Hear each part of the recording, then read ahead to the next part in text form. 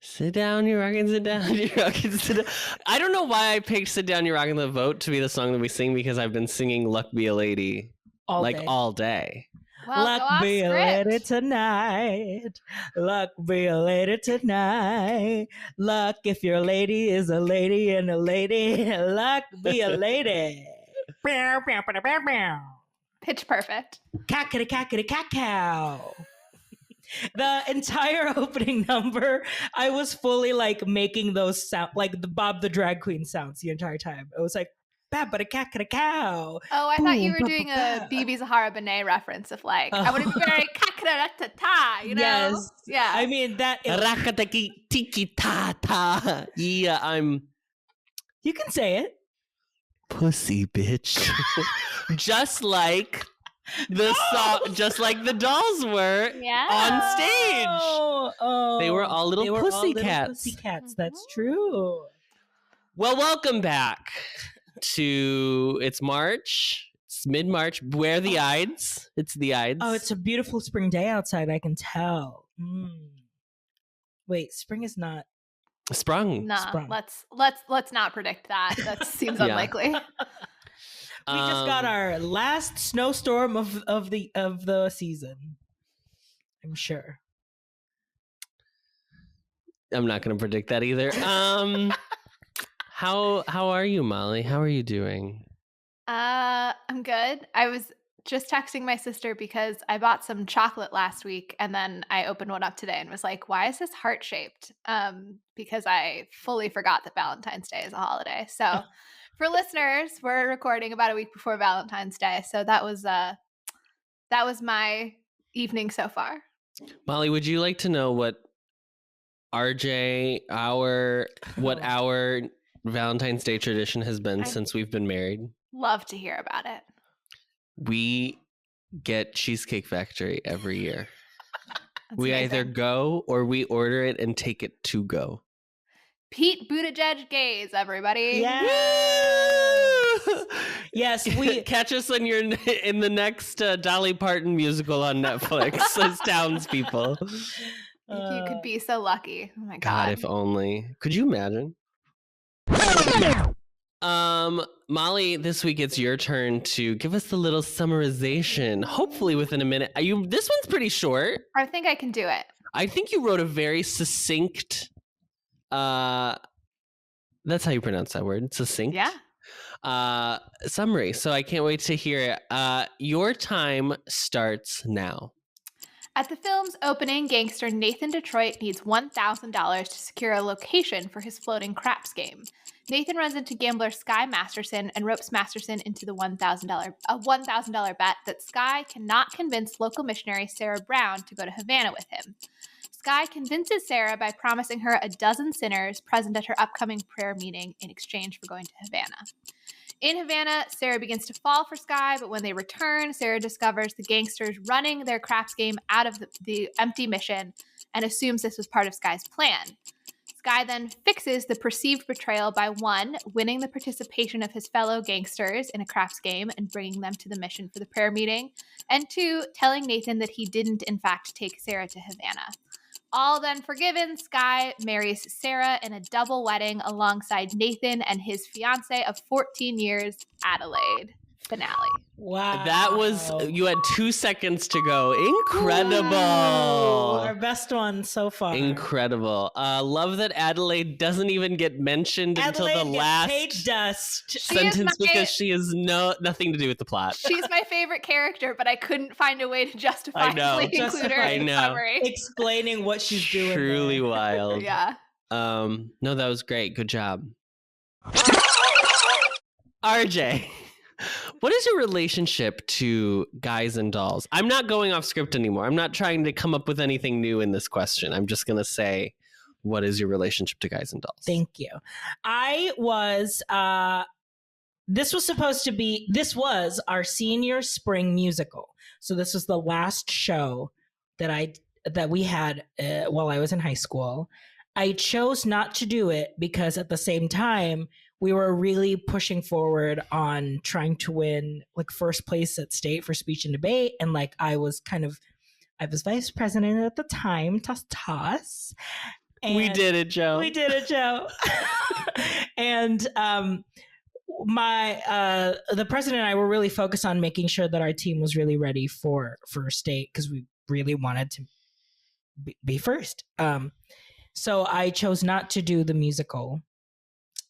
And then funny enough, I got staph infection that same season. So even if I did do the musical, I couldn't perform. Did I still perform for speech and debate? Absolutely. I had a big old bandage on my face when I performed for state. So, was this when you were doing your poetry slam readings? Yes, I was fully doing Molly, do you remember this? Usnavi Poetry Jam. At freshman showcase, our freshman year, RJ's like monologue he did was like a spoken word poetry. Do you remember this? I said, this piece is entitled The Same Parts. Stupid. I don't really know, to be honest. I don't know that it seemed all that different from other people's monologues at freshman showcase. I'm sorry to my fellow alums, but I don't think I remember a single one of your freshman showcases.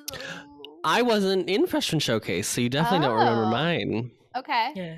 Were you preparing for your seminal role in that one play that Jonathan Wilson directed where you were an extremely convincing straight man? Straight drag, honey, butch drag. Queen.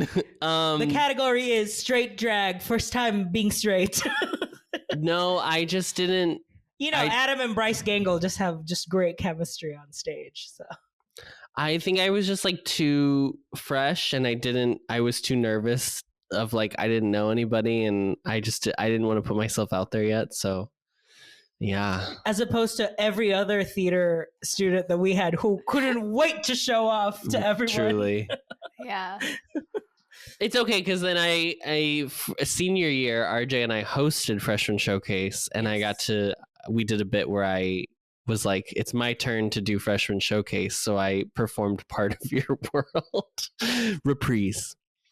Great. I don't remember that either. I'm so sorry. It's fine. I only remember it because we spent all day writing those jokes and most of them were just pulled from the Golden Girls. Yeah. That makes sense. Molly, what is your relationship to guys and their dolls? The first production I saw was a high school production that my older neighbor was in. So I think I was in like elementary, even school or middle school. She played Adelaide and she was amazing in my estimation. And I like totally loved it.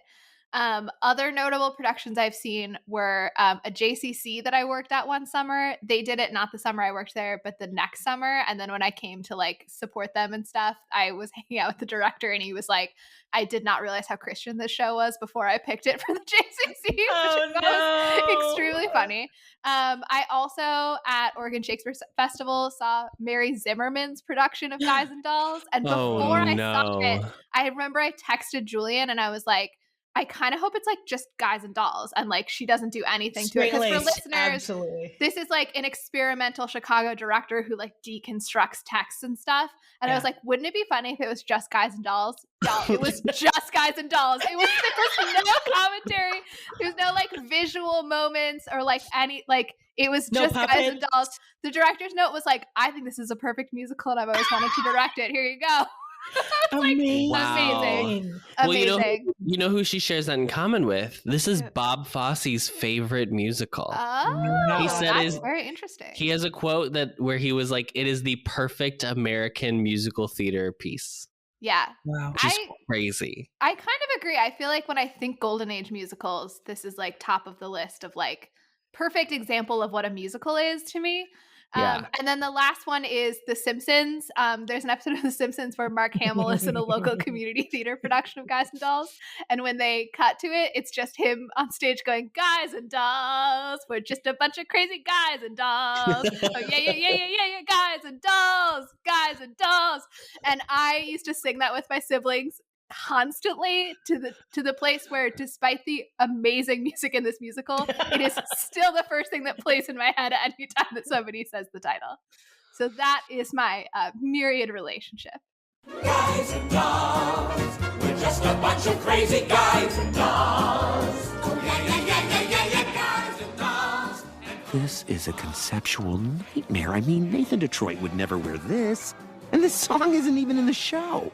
I don't have time for this. I got 75 shortcakes to strawberry. Now get out there, Luke. Guys and dolls, we're just a bunch of crazy guys and dolls.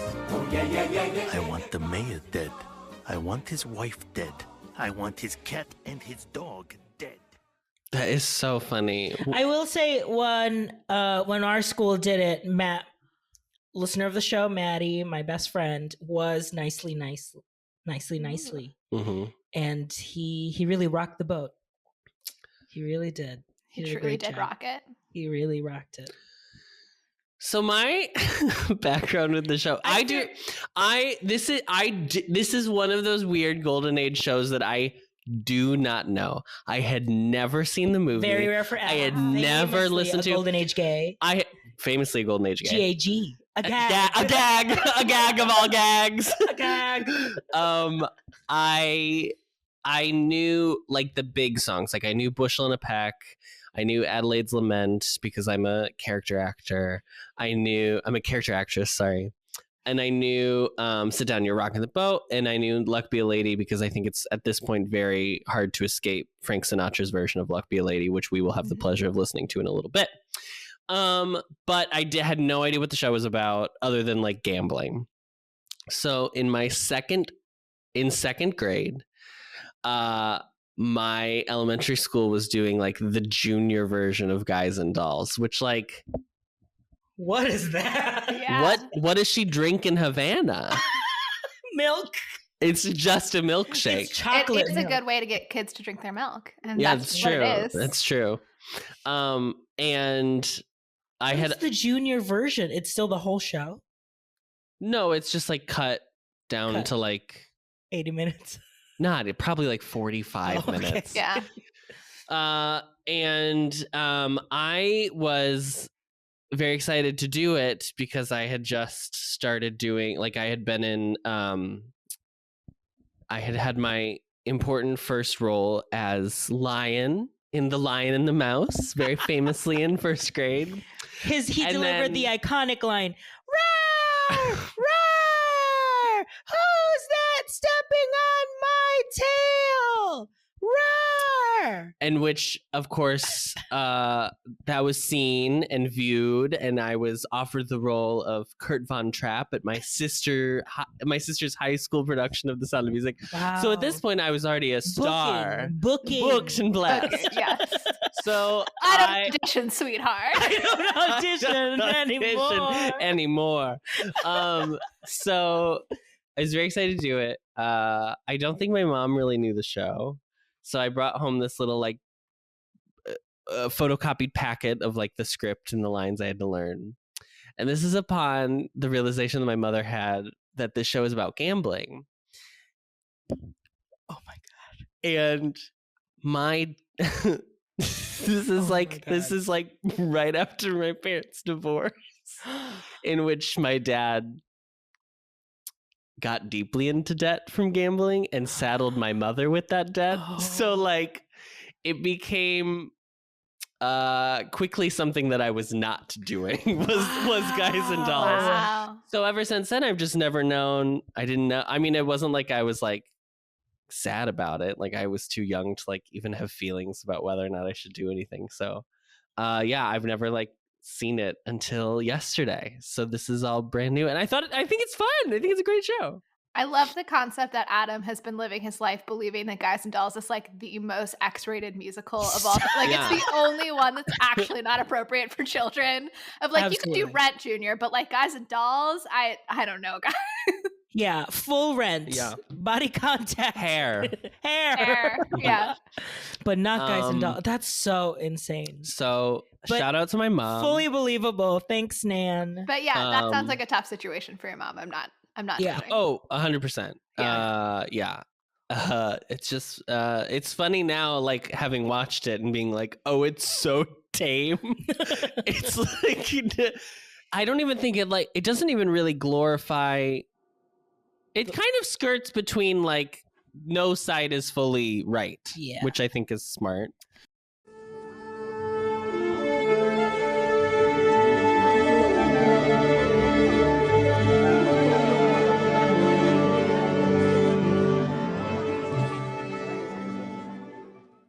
So this musical opened originally in 1950 on Broadway. The music and lyrics are by Frank Lesser, who also did How to Succeed in Business Without Really Trying. That's like one of his other really big musicals. But mostly up before this, he was like a lyricist for movie musicals in Hollywood. The book is by Joe Swirling. He did the first pass at it, and then they retooled that script, and Abe Burrows did the rest of the book. It is based on Damon Runyon, who was like a short story person in like the 20s. And it's based on these two short stories called The Idyll of Miss Sarah Brown and Blood Pressure.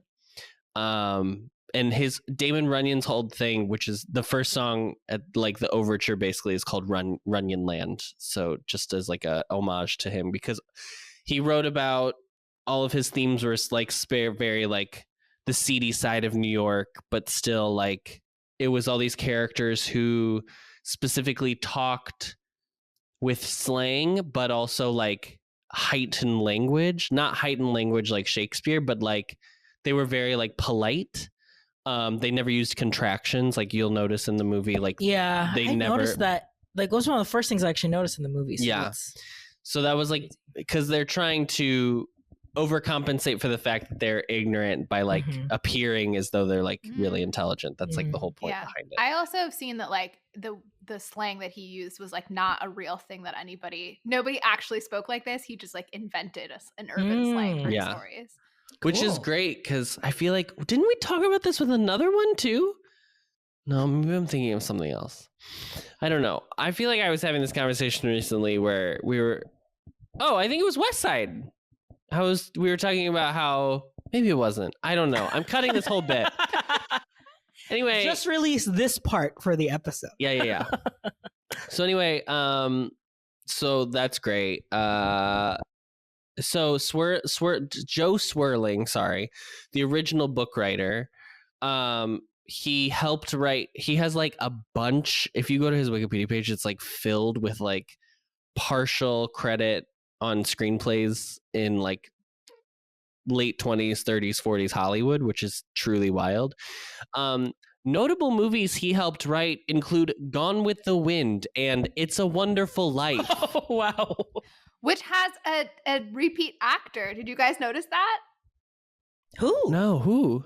It's like Harry Horseman or something. The guy who's like Big Jules, like hype man, is Nick, the owner of the bar. Yes. As soon as he was talking, I was like, I know that actor, and I had to IMDb him because I was like, I have seen him somewhere. I've seen him somewhere. Yeah. Classic Nick, it's Christmas. me, Nick.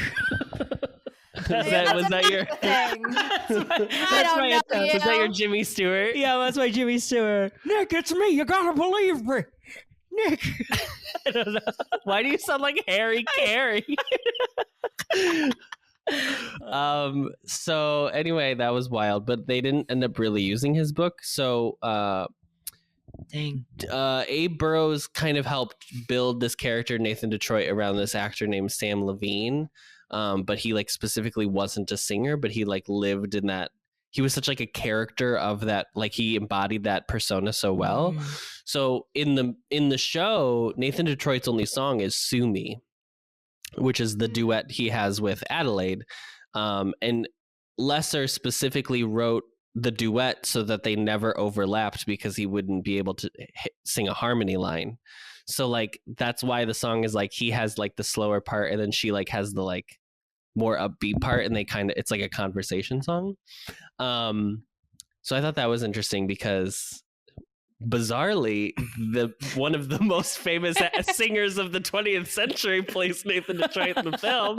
And cast against a non-singer in the other role. Yeah. Truly. Yeah.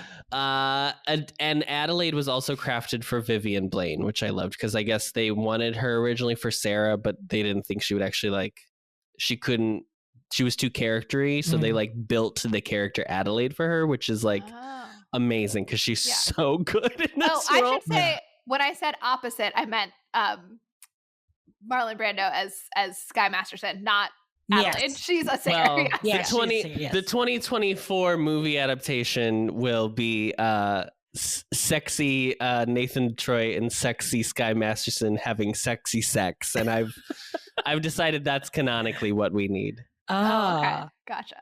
So it opened November 24th, 1950, and it ran for 1,200 performances, which was truly unheard of any time before 1975, when A Chorus Line happened. Shows just didn't run for more than a year and a half. Mm-hmm. In 1976, I just want to talk about the couple Broadway revivals. There was an all-black Broadway revival.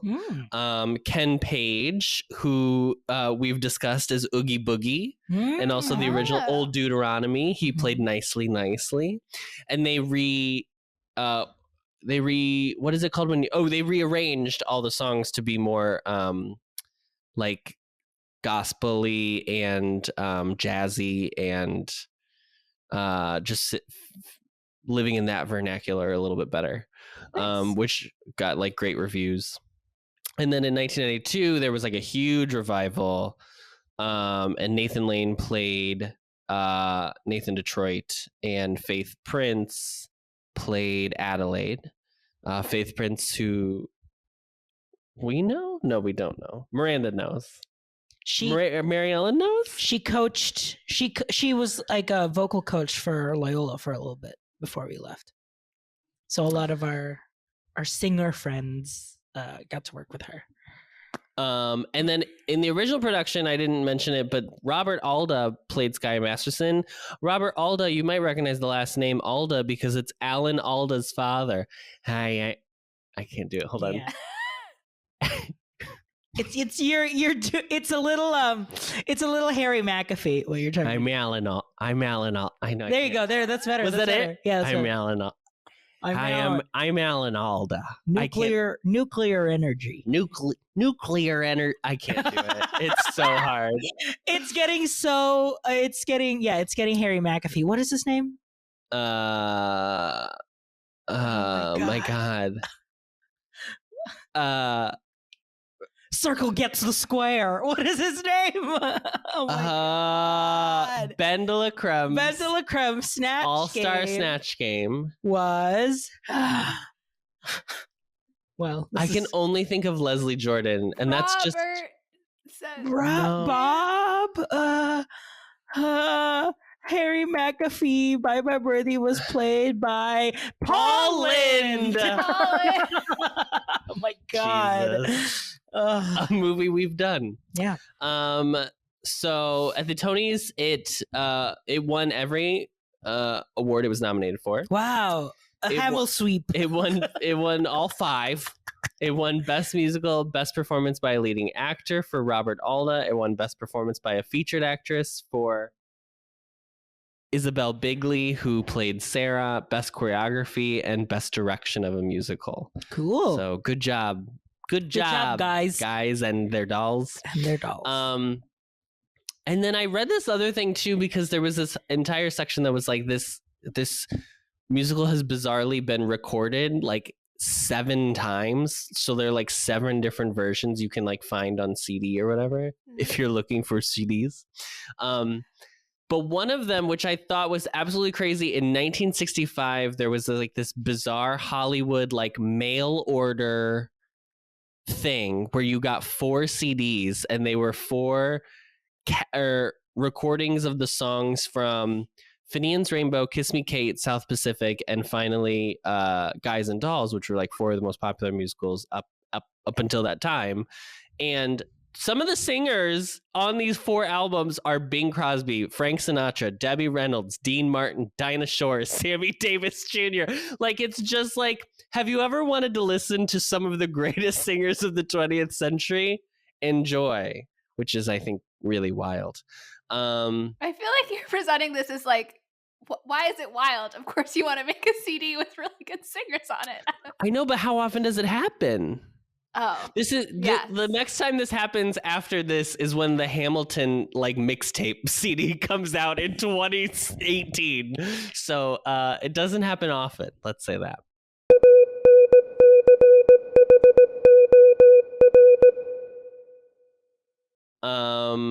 But let's talk about the movie. So the movie is directed by Joseph L. Mankiewicz, not the Citizen Kane Mankiewicz. His brother, the All About Eve Mankiewicz. Casual, just a family of classic movies. It's truly crazy. He also wrote the screenplay with Ben Hecht, who is uncredited. It was produced by Samuel Goldwyn. It stars Marlon Brando, Gene Simmons as Sarah, Frank Sinatra as Nathan Detroit, is Sky Masterson, and Vivian Blaine reprising her role as Adelaide. The cinematography was by Harry Stradling. It's edited by Daniel Mandel. The production company was Samuel Goldwyn Productions, but it was distributed by MGM. The release date was November 3rd, 1955, so only like 5 years after the Broadway debut, and its running time is a long 150 minutes, and the budget is $5.5 million, and its box office is 20, so it definitely made it back. Hit. It was the highest grossing movie of 1956. Wow. So good on ya, mate. Let's talk about some fun casting things, which I always enjoy, especially at this time. So originally Sky was supposed to be Gene Kelly. So imagine this movie without Marlon Brando, but with Gene Kelly. And that's all I'm going to say. But MGM wasn't the production they weren't the production company, and they didn't want to loan him out. So Goldwyn was like, well, I'll do Marlon Brando because Marlon Brando was like at this point the most bankable star in Hollywood by like a wide margin. Gene Kelly later said that he was born to play Sky Masterson, like Clark Gable was born to play Rhett Butler, and he like held it against MGM for the rest of his time at the studio. And then also Frank Sinatra really wanted to play Sky Masterson because Sky famously gets to sing. Yeah. And Nathan famously doesn't. Would have been a good choice on that front, but so we'll talk about a little bit of their tension later. But Adelaide was supposed to be Betty Grable, but she was unavailable. Marilyn Monroe also wanted the role, but he had worked with her she has like a small part in All About Eve, and he didn't enjoy his time working with her, so he ignored her phone calls asking to be in the role. Jeez. He really wanted Vivian Blaine to reprise her role because he thought she was so good. Sarah was originally going to be Grace Kelly. Wow. And then they were going to then she wasn't available. So then they were going to cast Deborah Kerr, and then she wasn't available. And so then they were like, well, we'll go with Gene Simmons. She's fine. And then later, like, he was like, she was honestly the perfect Sarah. She's so good in the role. You believe every moment. Like, and I think she gives a great performance in this. Mm-hmm. And then Nicely, Big Julie, and Benny South Street were all the same. Like Vivian Blaine, they all originated their roles on Broadway and got to do it in the movie as well. But originally, Paramount, before Samuel Goldwyn outbid them for the rights to the show, it was going to be a Paramount movie, and it was going to be Clark Gable, Bob Hope, Jane Russell, and Betty Grable, which is a very different cast than the one we got in this film. So Marlon Brando and Frank Sinatra hated each other, and this is the best part of looking into trivia about this movie. Amazing. They hated each other in like a real way. Obviously, Frank was just jealous that Marlon was in this role because there was also another role, and I think it was On the Waterfront. Marlon got the role that Frank had wanted in On the Waterfront and then won the Academy Award for it. And then later down the line, Frank Sinatra wanted to be Don Corleone, and Marlon Brando got that and also won an Oscar for that. So it's just really wild, their relationship. I think Frank Sinatra is kidding himself if he thinks that what prevented him from getting an Oscar is which of those roles he was cast in. Yeah. Also, Frank, like, you're already successful in your own right. My God. Yeah, but when you Frank have it, Sinatra, famed failed star. What has he done? well, weirdly, okay, so there was this period of time was like a little bit of like Frank was on the decline. So that's why he is like the second male lead in this movie and not the first male lead. Because like he wasn't as bankable as he used to be like back in the late 40s, early 50s. But then he like does pretty well in this movie. This movie does well. And then he gets cast in a movie, which I believe we're going to watch later this year. He gets cast in Carousel and then walks off the set on day one. And so they recast him with Gordon McRae, which is crazy. We'll have to talk about that later. Okay. So, Frank Sinatra is quoted as saying, "When Mumbles is through rehearsing, I'll come out," because Marlon Brando famously mumbled when he talked. Marlon knew that Frank hated eating cheesecake, so on their cheesecake scene where he has to eat like while they're having that like conversation at that diner together, he kept flubbing his lines on purpose so Frank would have to keep eating the cheesecake until honestly, Frank like literally was like, "I can't eat any more cheesecake," so they had to wrap shooting for the day. The next day they came in and the first take was perfect. Honestly, give me Feud. This is what I'm saying. I want Feud season 2. Yeah. Frank, Marlon. It's going to so be Patrick good. Wilson as Marlon Brando, and I don't know who they get Frank Sinatra. Maddie Morphosis as Frank Sinatra. And then like 4 years after this movie comes out, Frank's in a Newsweek article and he's like, "Yeah, Marlon shouldn't have been Sky. It should have been me. I was obviously much better for the role." That's just the Scotch talking so there. Crazy. Yeah. It's just, people could just really say whatever back in the day. Yeah. Before cancel culture. Oh, no. That's where I come out as a conservative. Adam as a victim of cancel culture, as we've declared in the show. It's true. I've been canceled. But I do want to talk about the songs a little bit before we finally get it to awards and then into the movie. So, Marlon Brando, not a singer. I think that's okay to say. I think we can all agree. Yeah. I think he sounds good. Yeah. But the reason he sounds good, I learned, is because all of his songs were stitched together from multiple recording sessions. Oh. Because he, quote, in his autobiography, he wrote that he has the singing voice, quote, it sounds like the mating call of a yak. So Can I ask, had we just like moved beyond having dubs? Like, why didn't they just hire a singer to do his part? So I saw that too. So neither him nor I'm so sorry, Gene Simmons, who are both not singers. I think she fares a bit better in this gosh, than he does. Yeah, I didn't really but notice. They weren't. Neither of them were singers. But the director Mankiewicz was like, I just really want them to like do it themselves because reasons. There wasn't like a good reason explained. Purity. It was noted that like the director just didn't want it dubbed. But I guess they had like talked about it and he decided not to do it.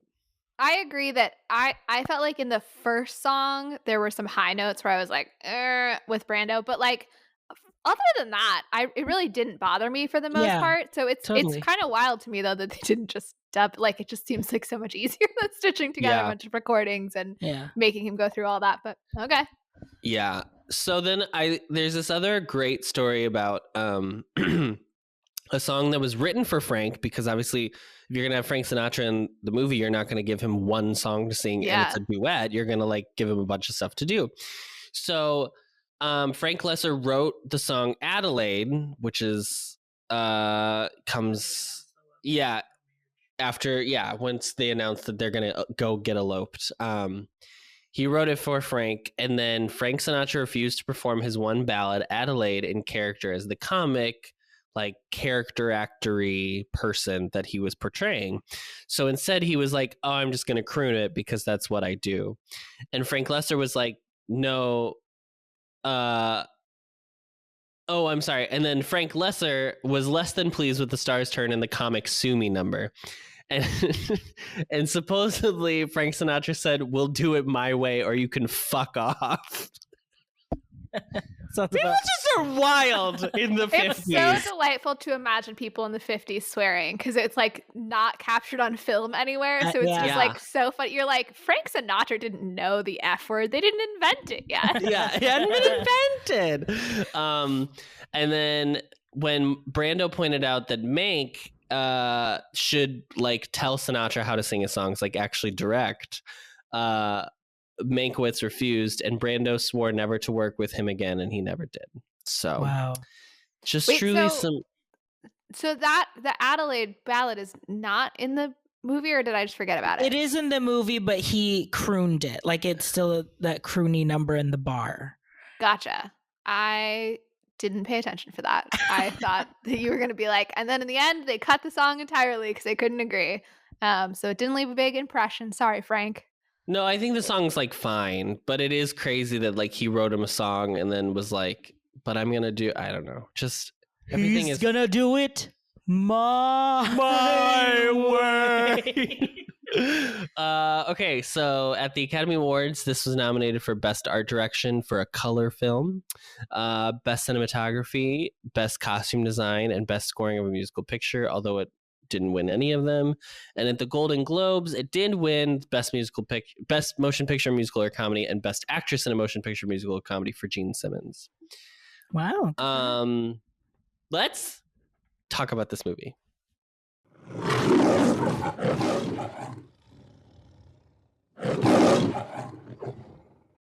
I did not take notes, as you can all see in this Google Doc that we have before me, so I'm not going to lead the discussion today.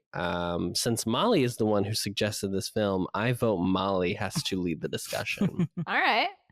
I love the opening of this musical, and we were watching it, and just recently we released I think it was in the West Side Story episode where I said that this was one that I'd like to see redone, and within 10 minutes I was like, actually don't, because this is perfect. Like, I don't want anything changed about it. I love everything about it. I think that people walking in time with music is the only correct way to start a musical. So the whole like dance sequence to begin is amazing. I love the colors of it. I love the energy. I'm just like, I'm all in immediately. The colors in this movie are just incredible. Like the use of just like every single shade of color in the color wheel is amazing. That like fake Times Square backdrop that they have that's like so not real in any way. It's so great. It's so clearly like a set. Oh, it's so good. The best is when they like midway through the movie and they come back from Havana and they're like around the corner from the mission, and then it's just like just like an actual, it's a flat with like cutouts of buildings that are like the street up, like across the corner from the mission, and it's like so theatrical. It's so great. I love it. Yeah. There were like times where Adam and I looked and we're like, is the illusion supposed to be that the road continues? But we're like, I don't know. And it at one point looked illuminated from behind. So it's like, is it a giant light box? It was just so crazy. Yeah. It was, I just love that they were like, the characters are real, but this whole thing is like a fairy tale, which I guess is like kind of, it's like I mean, the whole thing is like so fantastical. Yeah. Yeah. And the fact that it's like all in the same kind of block. Times Square. I want to see Steven Chbosky direct. Don't you dare touch this, Chbosky.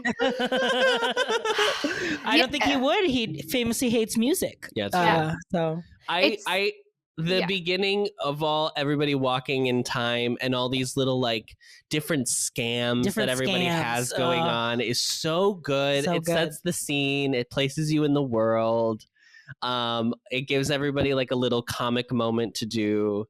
And And I just think like one thing that this time, like this period, specifically in like the golden age, like especially with musical comedies as opposed to like the more dramatic like Rodgers and Hammerstein style musicals, is like they just aren't scared to like go for physical comedy. And like I think modern musicals rely a lot on like snappy dialogue, witty banter, like stuff like that, which is great. And I have all of that is great, but I do think like we don't do this kind of thing anymore, and it's so fun to watch because that's the only way you can like actually experience it. So Yeah, it's so good.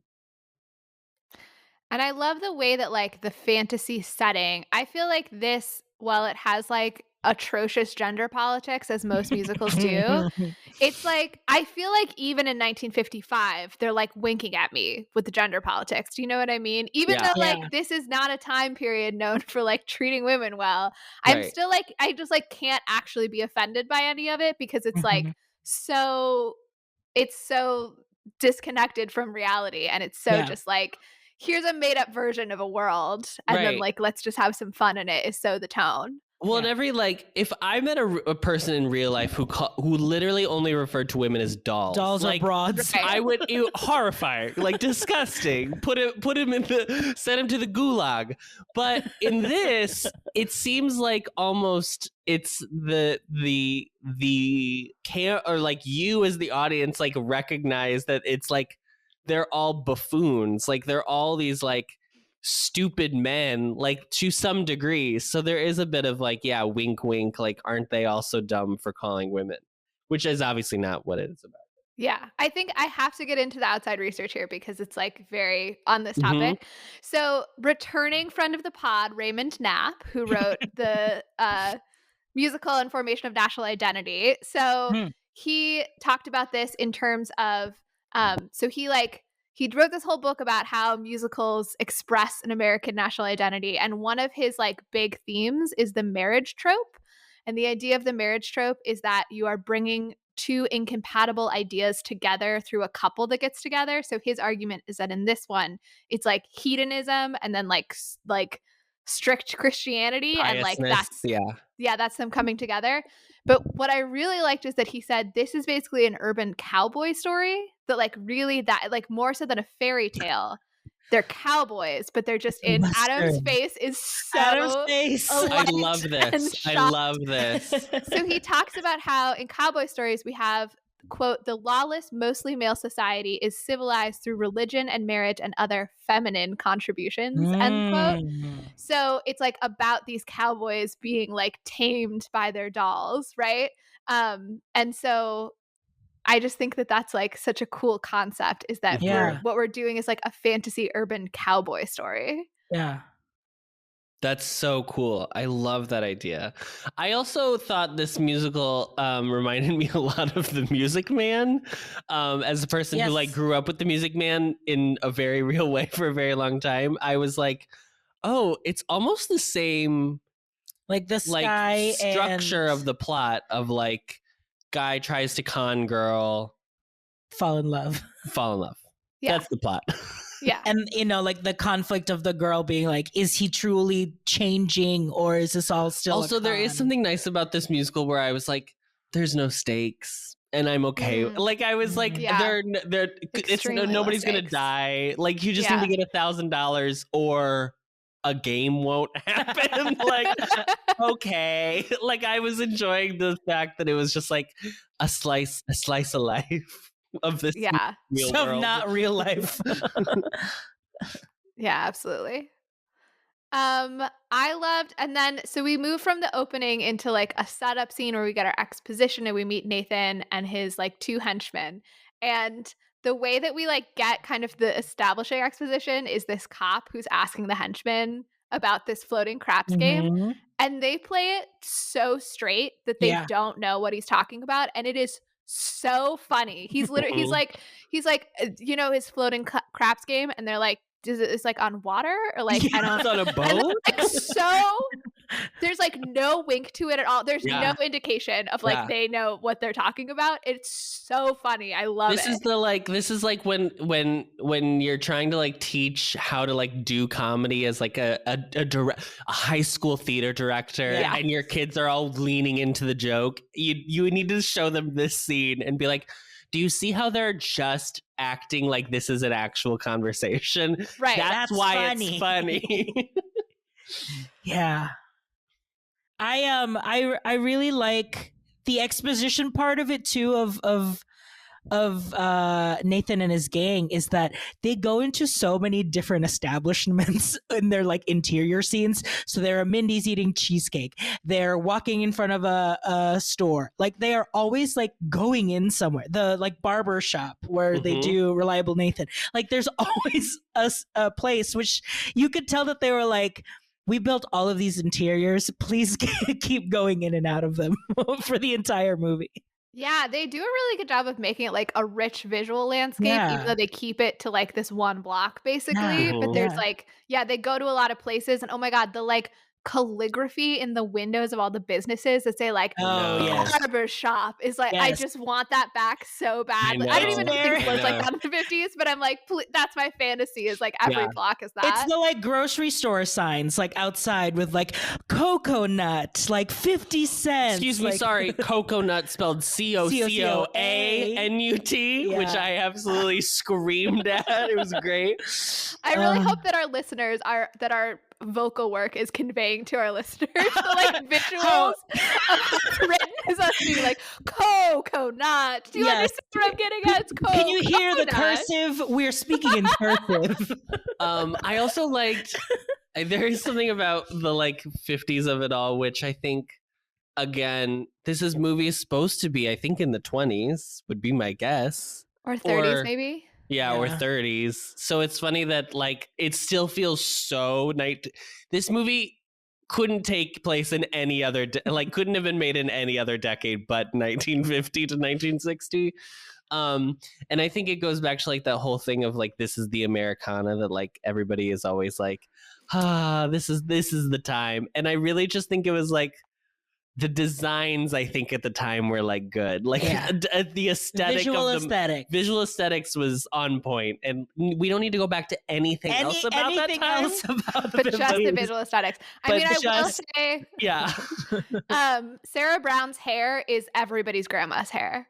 Like That's- yeah. that short bob with like Yep. big curls. I was like, Yeah. all grandmas wear this haircut. All All grandmas grandmas have that hair. saw that hair in the 50s, said yes to that the That is rest it. of my life. yeah. That's the one. And Is it's it never gonna because change. it's easy to deal with because you can just like wrap it at night and then like you don't you just wear it like because my grandma like would get perms like once a month or once every 2 months or something like that, and then like she would just like put a shower cap on when she would take a shower and like would basically just she would never get her hair wet. Yeah, I think it's partially also actually when you get older that like your hair thins, so you want to keep a short haircut because it's gonna like look really obvious that your hair is thinner. So it's probably partially that, but I like I can't remember my grandma ever not having that hair. That's You know true. what I mean? Like Yeah. I feel like it was like before she even got older. I'm thinking of my mom's mom, by the way. Rita, I'm talking about Granny. I just feel like her hair was constantly that was it. So Yeah. there was something that like really stuck. And I feel like there was like a mentality of like, I don't look put together unless I have this hairstyle. Yeah. Yes. Yeah. Yeah. Looks great in hats. So you know what? There are a lot of like costume decisions too in this. First of all, every suit I was like, whoa, excuse me, why is Nathan Detroit wearing Jack Skellington's pinstripe Yeah. suit? I was like, this is stupid. And also the dumb gag of him standing on the scale and he takes the jacket off and he loses 5 pounds. I was like, this is such an in-joke about Frank Sinatra as a person because this man is like 5'6" and a quarter, like couldn't be bigger if he tried. It's very funny. I'm now having an elaborate thought through of like Nightmare Before Christmas does Guys and Dolls of like someone producing an elaborate stop motion with all of the Nightmare Before Christmas characters inhabiting the Guys and Dolls. The It's Halloween interesting. the Halloween Town Halloween Town players proudly present Guys and Dolls. In like June, when they've got plenty of time before Halloween, they do a community theater production. Yeah, absolutely. Yeah, What building else are they community. doing? Absolutely. Yeah, I really like this whole the guy who plays Nicely. I don't have his name down here, unfortunately. But I think he's so funny, and I was so tickled anytime he came on the screen, because I just think he's like he gives such great line readings, and like he again is like playing it so straight, but it's so ridiculous. And I think he is the most dialogue that is like speaking in that like weird vernacular where he's like not doing like has no contractions, and like the bit of like him saying nicely in response to like how you doing, which nicely, thanks. It's so good. He's so funny. Is this a good spot to start talking about Nathan Detroit? Yeah. Okay. What I do love, let's not.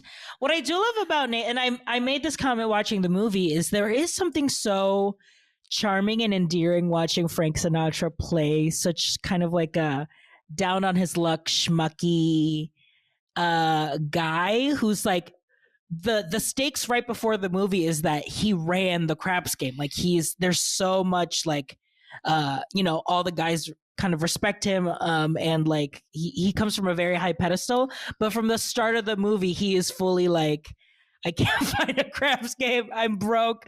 Like there's nothing.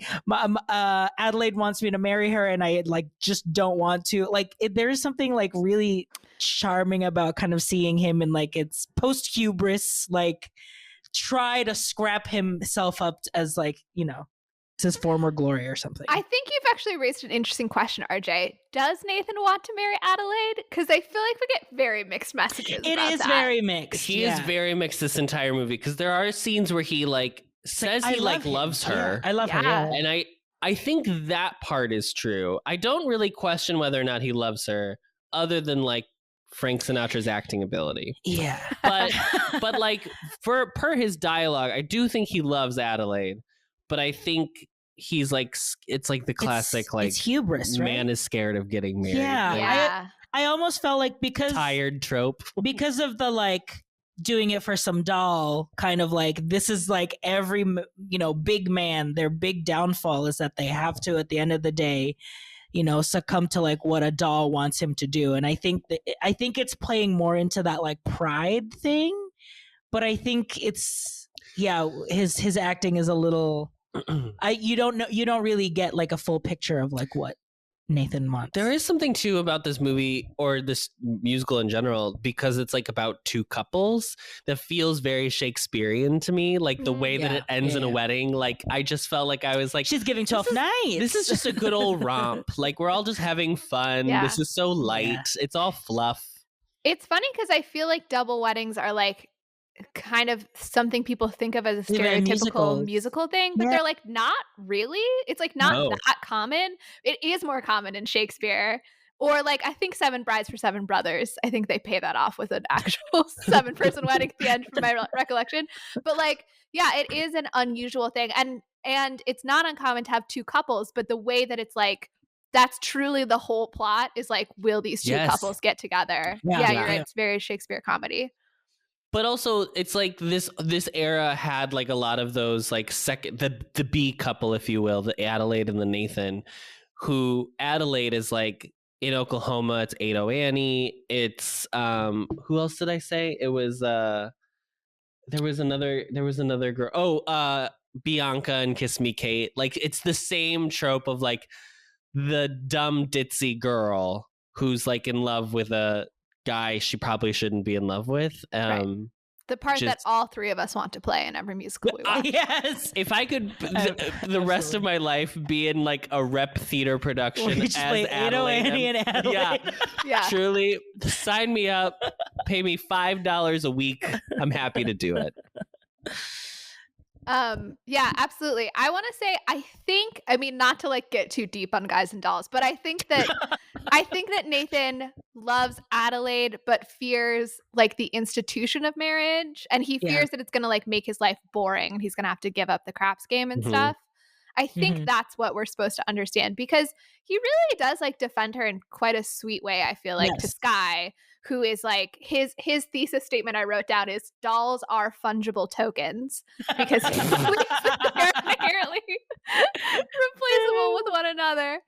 So like there is something also very sweet about how like Nathan is, I mean, all of them, right? Like this is another thing that Knapp pointed out, is like they like are very cynical and they're like gangsters, but they're like very good-hearted at the end of the day. And so like Sky has this philosophy of like women should be decoration essentially, and like they shouldn't impact your life at all. And Nathan, well, he's this like slippery guy, I feel like his like redeeming feature is that he genuinely loves Adelaide and like will defend her even to a guy who he like looks up to and thinks he's cool and like wants his approval. He'll still be like, no, you're wrong, like loving people is important, which is like a very, I don't know, very like sentimental and sweet thing to give to this gangster character. Yeah. Played by Frank Sinatra. Again, famously a sensitive man. I mean, like, I feel like I made fun of earlier that it is kind of wild casting that they did it this way in terms of the singing roles. But I think, RJ, I think you're right that there's like, because he's a little bit older, there's like a nice sense of like, not like washed up, but like maybe just a step past his prime to Nathan. And Sky Masters, I mean, Marlon Brando, well, he can't sing, brings swagger and he does not need to sing. You can just look at him. Right. My God.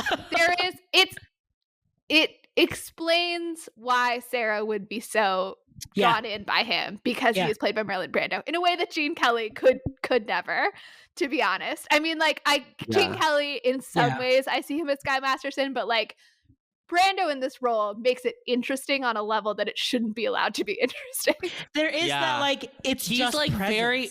he's so enigmatic on screen that it's just like, by just standing there, so crazy. By literally standing, his like. There was like a shot of him when he was like in the doorway of the mission, and he put his hat on, and I like got a shiver up my spine, and I was like, my basement is flooded for this man. What is going on? Adam was the audience back in the 50s. Yeah, I was. Yeah. That was me getting absolutely hot in a movie theater. Taking out your handkerchief. Yeah. Adam contributed $2 million of that $20 million box office. Yeah, thank you very much. Continuously went to see it in the theater in 1955. Yeah.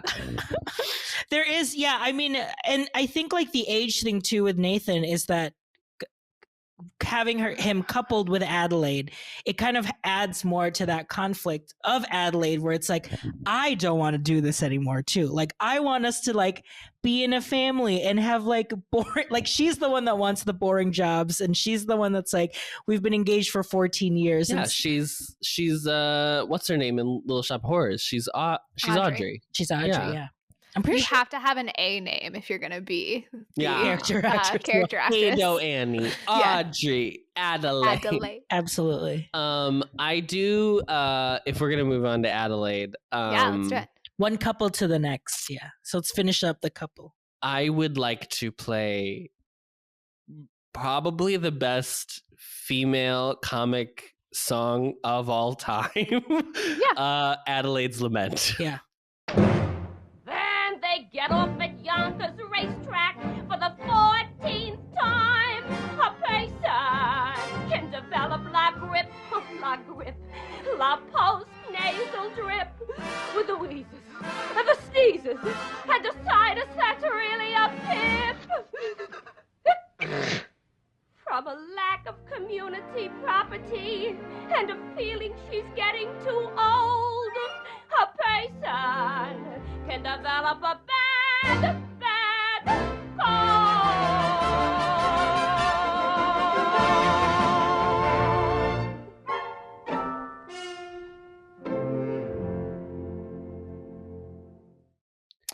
La grip, la post nasal drip. La post nasal drip. Come on. I genuinely think, I told you it was my neighbor who played Adelaide that I was like so impressed with. I think this song might be why I love musical theater. I think me seeing my neighbor perform this song and realizing that you could do something this funny but be that impressive of a vocalist at the same time. Yeah. I think that was where I was like, this genre's got it, man. Yeah. I am niched, honey. I am niched up. I found it. Yeah, it's also, I think this show is really interesting in general. There was like a thing I saw that was like, Frank Lesser was like, well, I can write some more reprises for Act 2. And the director of the original production was like, if you write more reprises, we're going to reprise the same jokes. So like, that's why there's no, like every song is like fully new. Like you don't really hear any repeat songs in this whole show. Except for the finale, which is my one small complaint about it. But yes. Yeah. I mean, it is crazy, like comparing it to modern musical theater where it is a lot of reprises and like continuing a theme, like La La Land, like you hear the same motif over and over again, and it transforms throughout the movie. Because I think there's more pressure to be like thematic in the other sense of like your musical has to mean something nowadays, and like that still doesn't mean anything. Like there's no big idea we need to return to and like give Evan Hansen his lesson or whatever. No. we're just having fun here, baby. Having fun. Right, because even like the gangsters, there's never like Big Julie is the only one that seems like he might be like an actual bad guy. Yeah. Because there's like the reference to that he lives in East Cicero, which is like where a lot of like organized crime was headquartered in like the 30s and 40s. Gotcha. So like that's like Shout a very out to specific Chicago. Shout out to Chi-Town, Al Capone BB, St. Valentine's Day Massacre. Just down the street from our apartment. Just down the street from our apartment. But like even he like gets so many like funny like that bit of him rolling non-numbered dice. I was like, this is so stupid, and everyone's just so that they're just like and he's like presented as this threat. He like brings a gun and stuff, but he like goes to the prayer meeting. Yes, right. Like he is very much tameable, even though he is frightening. I have to give one more shout out to Raymond Knapp. That I thought this was really interesting as well. That he talked about the fact that in the 50s, post Holocaust and post nuclear bomb, the gangsters of the 20s and 30s seemed very quaint in retrospect. So he was saying how like this is really the beginning of like us like recasting gangsters as like aren't they sweet, is like because in the 50s it was like, oh god, I wish that were my biggest problem now. Wow. Yeah, and it's the really thing with funny. like if you wanted to argue theme and like you could bring up like the morality obviously, but like that's the thing with the gangsters is that at the end of the day they still had to honor their markers. Like that was like something, so it was like a code for them. It was binding. Like they were so intense about it. There's like a whole honor amongst thieves things, and I think really if we can start getting into Sky and Sarah, the story is a Pride and Prejudice story, not really about changing to come together. It's that both of them make assumptions about each other because of the way that they like present themselves to the world, but you find out that like Sarah is less uptight than you would assume, and that Sky is like more religious than you would assume, right? So it's like turns out that they're not that different from each other. It's just that they thought differently of each other. Yeah. Well, who's Mr. Darcy? You said Pride and Prejudice, so I don't know. Sky Masterson. Yeah, it was funny because it was like, what do you mean it's Sky? Obviously. The man is Mr. Darcy. The man is Mr. Darcy. Wait, I just want to say also, I was very sad that they got rid of Bushel and a Peck. Same. Because I don't think the replacement song is as good. Although I do think it's like a fun visual. Yes. The cat thing is funny.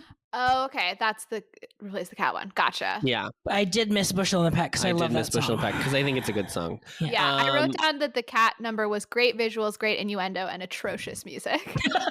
Yeah. Sounds about right. Yeah. And I also want to say that I think there was the scene that Sky and Adelaide have together where he like comes to her dressing room to tell her like Nathan's a craps guy and he's always going to be a craps guy, so you just need to accept that. And I kind of thought her delivery of like the way she was like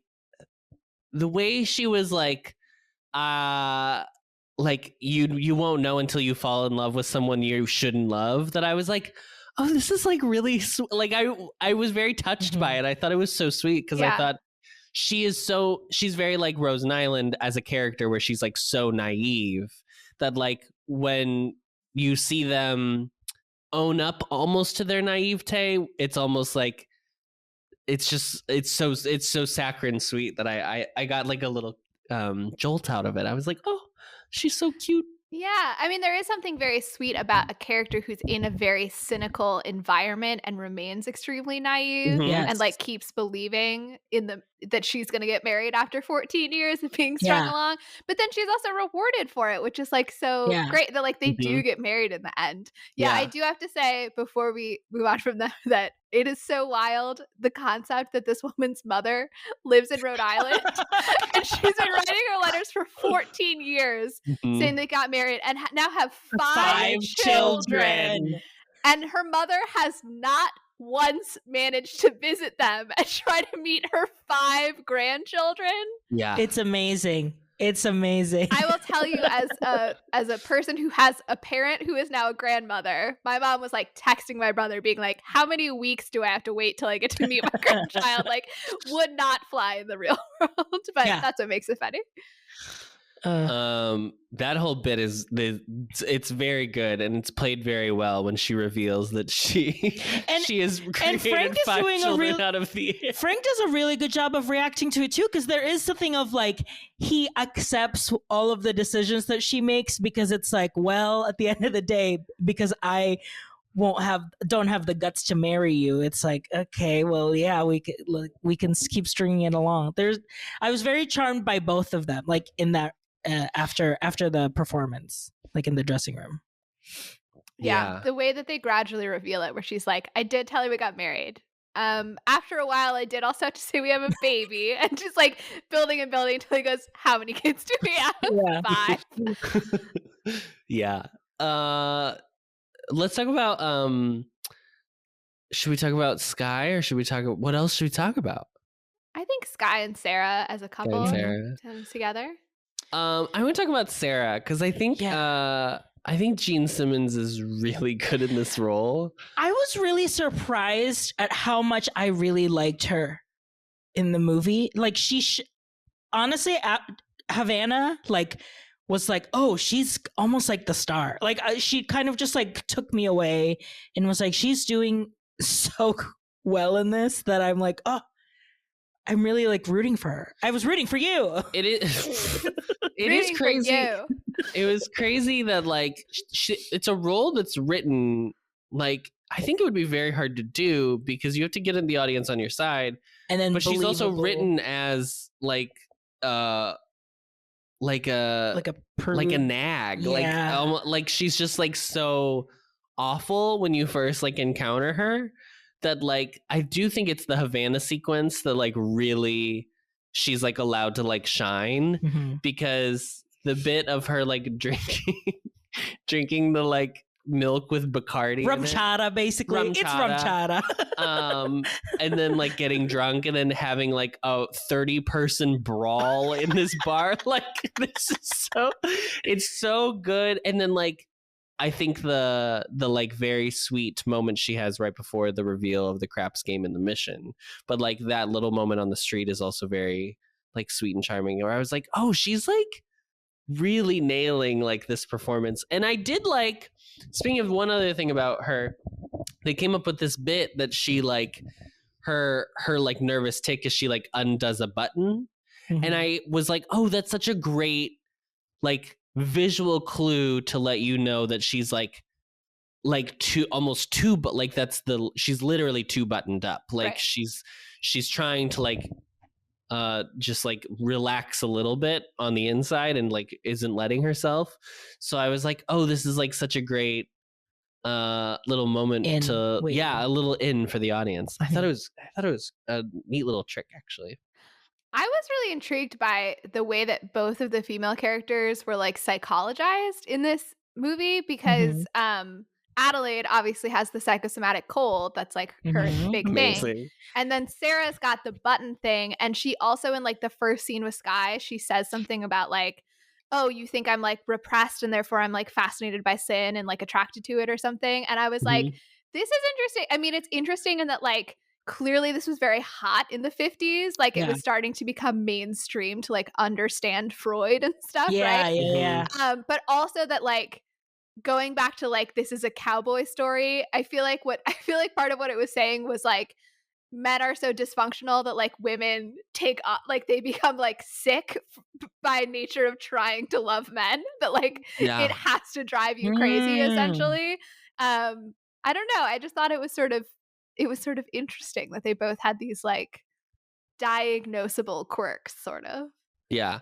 Well, and then the counter is like Sky's hubris of being like women aren't like dolls, are just dolls, like you just they're all the same, blah blah blah, but like falling you obviously know the minute he says it, like he's going to fall in love in this movie. If it didn't clue you in the fact that there are two couples on the front of the poster.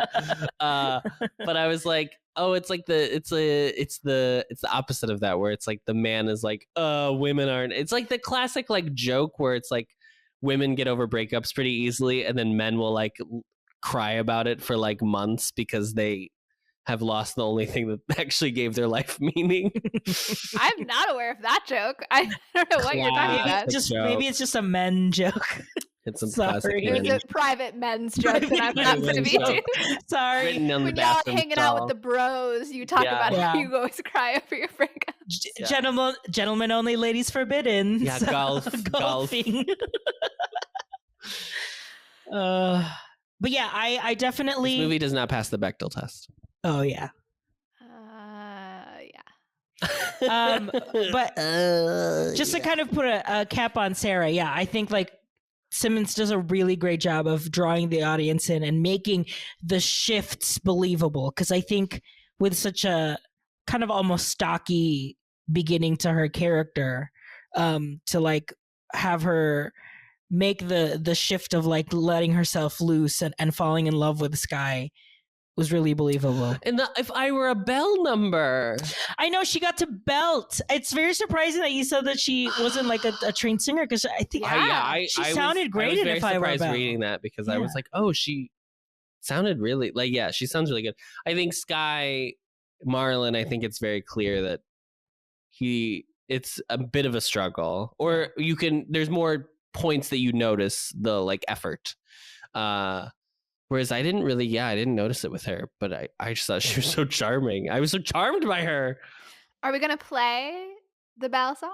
Yes, we have to. And if I were a watch, I'd start popping my spring. Or if I were a bell, I'd go ding dong, ding dong, ding.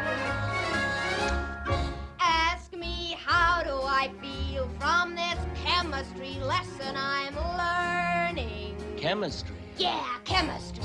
All I can say is if I were a bridge, I'd be burning. Yes, I knew my morale would crack from the wonderful way that you looked. Boy, if I were a duck, I'd quack. Or if I were a goose, I'd be cooked. Ask me, how do I feel? Ask me now that we're fondly caressing. How? If I were a salad, I know I'd be splashing my dressing. Ask me how to describe this whole beautiful thing. Well, if I were a bell, I'd go ding dong, ding dong, ding.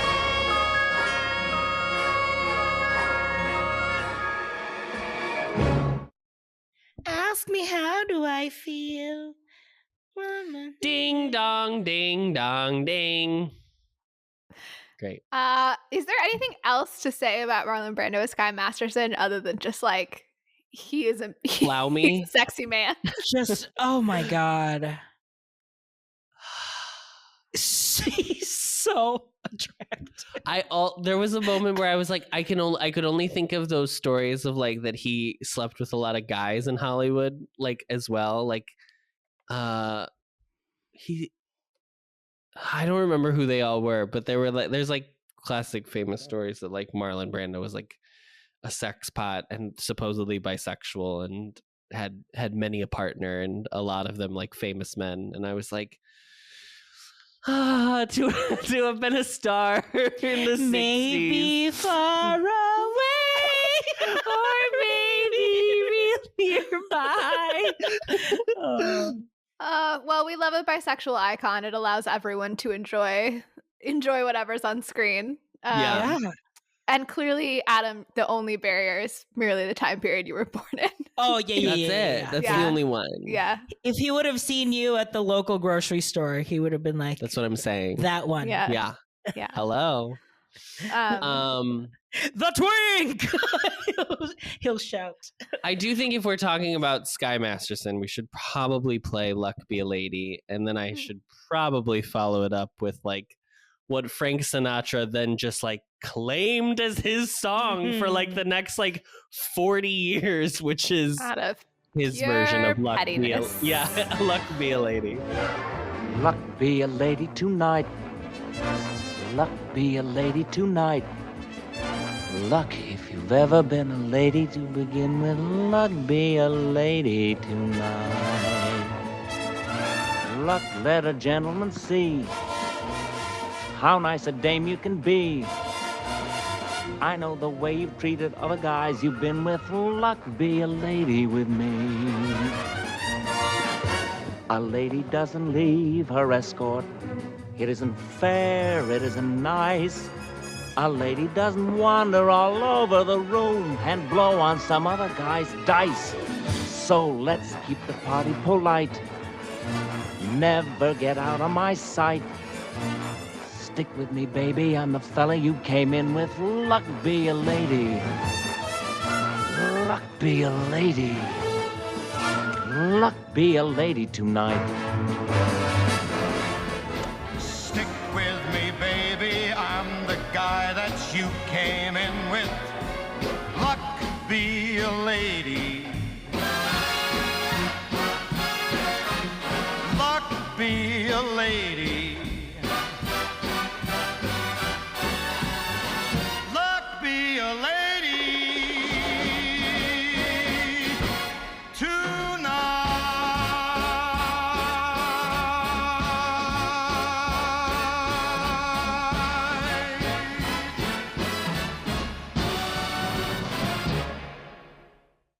Yeah. I actually really liked when we got into the sewer. I was like, "Oh, what a cool!" I loved the set. I was like, "This is such a cool set." And then I loved the like craps game ballet. I was like, "Oh, what a visual!" I was so tickled by it because I was like, "Oh, they're not gonna do it," and then they did it, and I was like, "Okay, go absolutely orf." I also lied when I said I was going to be my last reference to Knapp because I did remember one other interesting thing he said, which is that Luck Be a Lady Tonight is also sort of a prayer, and that there's like ways that they make the gamblers kind of like parallel to the religious people, because he's like praying to like maybe the Madonna or something with Luck Be a Lady, and that also that they're like finding secret places to do their worship like early Christians, of like meeting in the sewers to have our meeting together that's like so important to Nathan that he has to have this craps game and everything, which I thought was like a fun concept to view the musical through. Parallels. Now, what is craps? Is it just rolling dice? Is it just rolling dice? You roll dice and then you win or lose depending on what the dice you say. roll. The higher, but how do you know? Higher or lower? I know than that what? there's something called snake eyes, which is where you get two ones. Two ones. And I don't know if it's good or bad, but I know it's called think it's snake bad. eyes. I think it's bad. Because that's when he has to give the $1 back to Nathan. Okay. I don't know. I tried to look up on Google while I was watching this, is the expression crap related to the game craps, and Google was broken by that question. It could not parse the language well enough to understand what I was trying to get it to tell me. The algorithm got lost. Yeah. Well, there's no way to know how to play craps. It is crazy if you think about it. If the craps game literally was just dice, 2 dice rolling. Also, was gambling illegal? Is that what was going on? What was? Because they were betting on Isn't horses. gambling always illegal? Yeah, but they had a betting horses stall. Was there a time when gambling was? It's not like prohibition, is what I'm trying to say. It's not like there was like a period where it was illegal and then it became pervasively legal again. Like hasn't gambling always been at least somewhat illegal throughout American history? Yeah, but isn't gambling only allowed on certain? Is it cities or is it states? I thought it was cities. Well, I don't know. There's some. I mean, I think Nevada, it's fully legal. Yeah, I think it varies somewhat state to state, and then obviously on Native American reservations, it's allowed because they have their own government. Yeah, and then there are different rules because now like sports betting is allowed and stuff like that. But like, I don't know that craps was ever legal, and I think also outside of the context of like an institution, like in Vegas, you go to a casino to play craps. I don't know if ever I'm now considering myself a gangster in the 50s. I don't know if private American citizens have ever been allowed to run gambling rings. I think that's always been illegal. Yeah, sure. Okay. Yeah. I thought it was a great example as to why funds for the police need to be diverted elsewhere, because this man has way too much time on his hands worrying about a floating craps game. I was like, you have nothing else to do at your police officer job than worry about this floating craps game, sir. And you know all the people doing it. You literally know all of them. So this is a great piece of evidence to bring into a real topic of a social discussion. Exactly. Absolutely. Thank you. That's what everybody Let's comes talk here about for. Police reform, and what I really need to dive into here is Guys and Dolls. Piece of evidence number 1. Frank Lesser's Guys and Dolls. Yeah, there's not honestly a ton to talk about this movie. So the other things that I wrote down were Sit Down, You're Rocking the Boat, I thought could be bigger.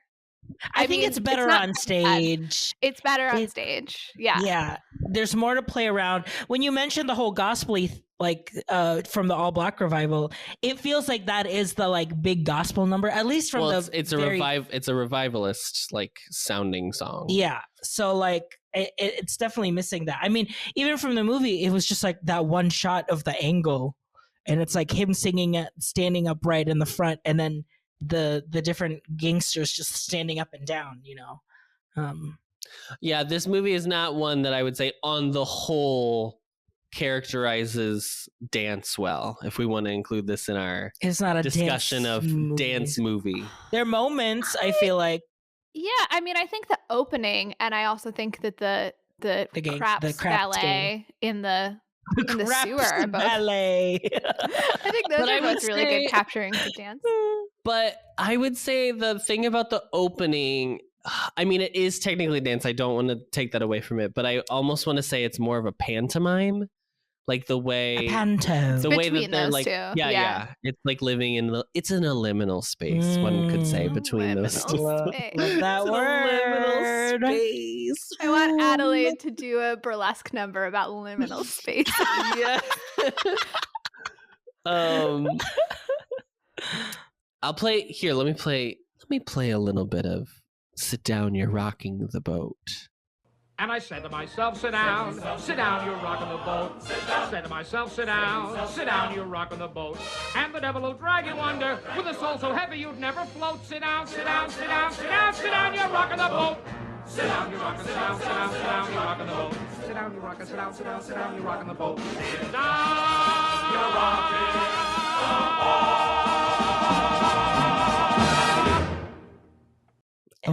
And that was Sit Down, You're Rocking the Boat.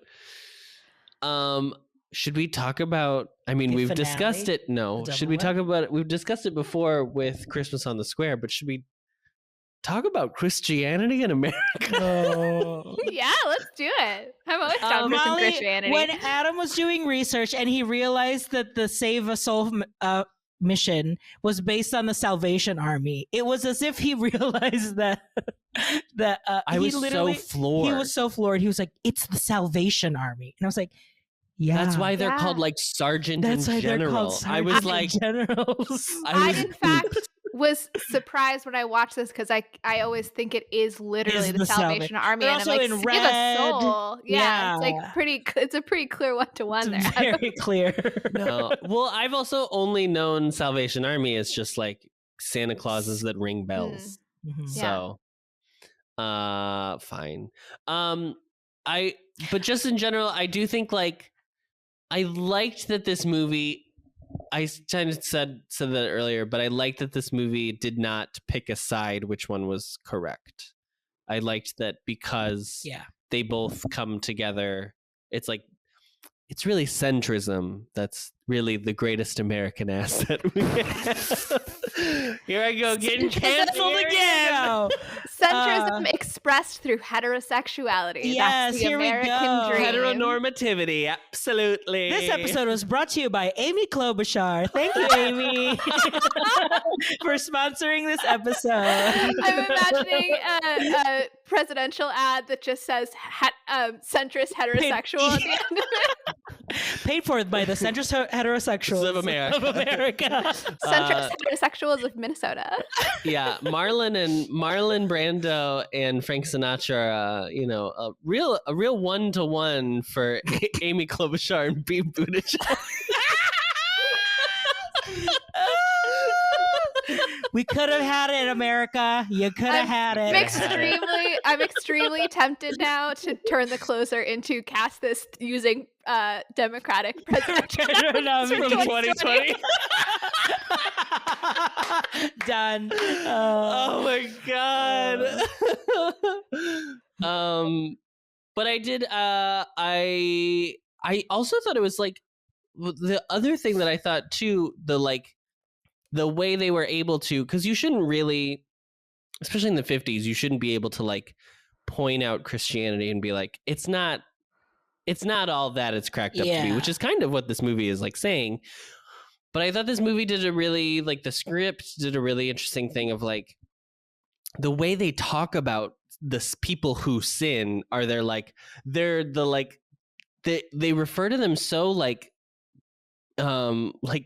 I don't know how to say it. They just are so mean about them. Like they like call them like disgusting and like other stuff like that I was like, I guess if you're gonna like point out that they're a bit hypocritical, I guess that's a way to do an easy way to do it is to be like they're so it's not actually about like saving souls. It's about it's like a quota as opposed to like actually doing work, if that makes sense. Yeah, and I think that like going back to like the buttoned up appearance of Sarah's suit, which amazing that she gets married in it in the end. I love it. Like they make them very they make them not all that sympathetic of character. They're like so wooden and disconnected that like it's hard to, I think even quite Christian people probably wouldn't see themselves in those characters for the most part. Also this mission needs some help with community outreach because like their events are extremely boring. They're just like come in and sit in a hard chair and go to a prayer meeting. That's your idea of how to get people in the door. Now they do have donuts that I respect.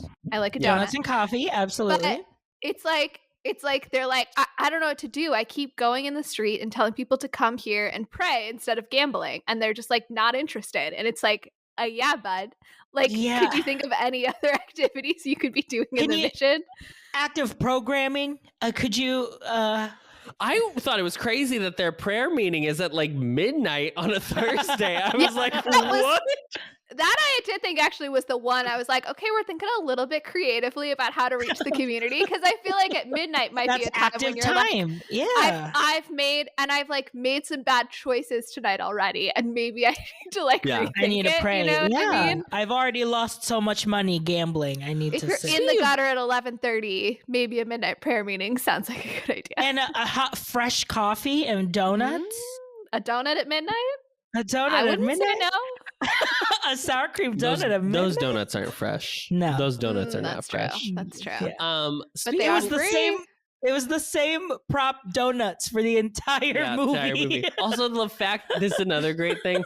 This movie takes place in the course of 3 days. Amazing. The longest day. Amazing. Long day's journey into the night. Into this week. And also, speaking of people losing money, there's a moment where Big Julie is like, I've lost 25 G's. I got to make it back. And I was like, sir, you are way too casual about losing potentially $25,000. So then I was like, were G's at this point not thousands? Were they hundreds? Was it 25? Was it $2,500? I don't understand, because he was very like, I gotta get this money back. And I was like, sir, this is 1930. $25,000 is half a bajillion. What are you doing? Yeah, inflation. They really shock you with some of those gambles that those gamblers take, but it's all for dramatic effect, Adam. I don't know if you've heard of the term raising the stakes before. No need in this movie. No need in this movie. Let's go back to DSTP and let's keep the stakes at a central level, please. Well, is that it? Is this going to be our short? Oh, okay. I will just throw in some. I will just throw in some looking great. At the clock. He's got to run it out. We got to keep going, y'all. Stretch this out. Yeah, because this movie was 2.5 hours long, so we got to beat that. We gotta have a 3-hour episode. No, there was just a couple of one-liners that I really loved. When Sky was first meeting Sarah, he said the only thing that's been in more hotel rooms than I have is the Gideon's Bible, like something to that effect, which I genuinely chuckled at. And then, and then Adelaide's friend, who first of all comes in and it's like, I need to borrow earrings in her dressing room, already stealing the show. Amazing. This is a great performance. It's a great by a woman who. Don't know her name. I don't even know if she gets credited in this movie. Because you know how movies in before 1970 would just have people you were like, there's no name that we don't know. We'll never know. She had the whole earrings exchange, and then after they said that they were eloping, she goes up to Adelaide and goes, your blintzes are getting cold. Yeah. Blintzes. A cheese blintz. Famously at Mindy's. I also want to which is a crepe? Yeah, it's like a crepe filled with cheese. So a crepe. But it's like a sweet cream cheese. So it's a crepe. But it's rolled like this, like a enchilada.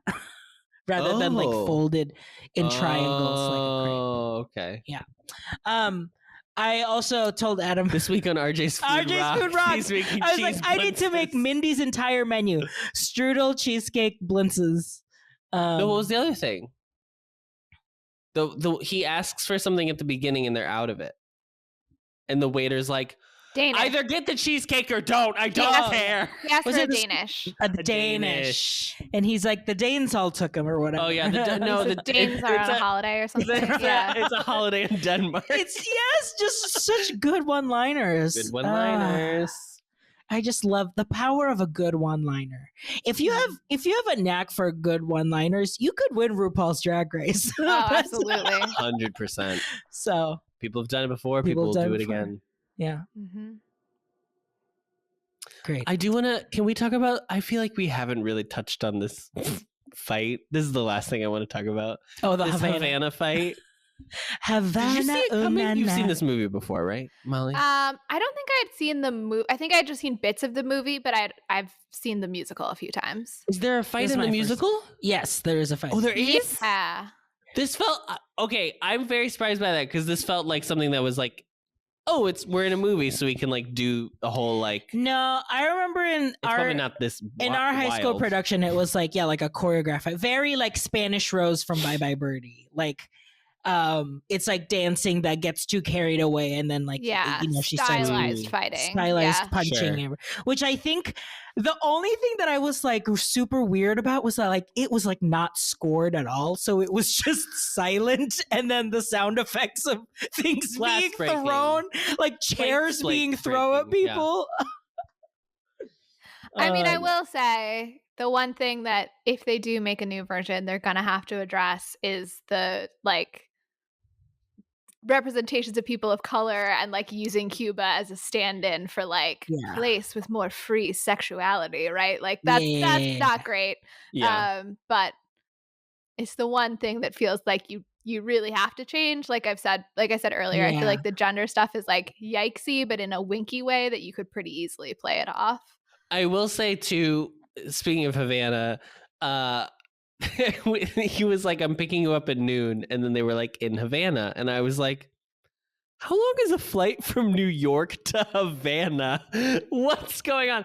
So it's 4 hours, in case anybody's curious. So they get there around 4. So So dinner and drinks. And then they get back in front of the mission right before dawn. So that checks out. Like a full like 16-hour trip. Yeah. Beautiful. Yeah. I would be so zonked after. I would be sleeping for a whole day. Like that's I guess so much. I guess Cuba is the closest country in the Caribbean. It's just weird. Oh, for sure. It's also very strange because this movie and this musical is set or like was created pre-Bay of Pigs. So I like only know Cuba in context of post that. So it was it feels like it's like hard to get to because you're like not allowed to go there. That's literally what happened. I was like, well, you can't go to Cuba. What are you talking about? You can't just go to Cuba. Havana? Yeah. It's like, did you mean San Juan? Did you mean somewhere? Did you mean Miami? No, it's like extremely close to. People take like rowboats to go from Cuba to Miami. I mean, not like responsibly. You shouldn't do it, but people who are like desperately trying to flee Cuba do that. So it's like I think it's like 50 miles or something. It's not that long. It's 90, I believe. Oh, okay. Thank you. 90 from the Keys, I think, which is already a bit. But crazy. Anyway, I thought this movie was good, and I recommend a movie from 1955. So there you go. I think this gets the Showgays stamp of approval, except for the fact that the finale is not a full new number. Is not a finale. But the way that it like they like freeze frame and the music like kind of continues a little bit over the freeze frame into the end, I was like, that's the vibe that I want for a finale. But here's the thing. It wasn't a freeze frame. They told all the actors to stop in place. Oh, yes. So that the lights kept blinking in the back. But it was just funny watching them all literally like... I didn't think it was an actual freeze frame because you can see that they're breathing and stuff, but that I loved actually because that's what it would be in theater.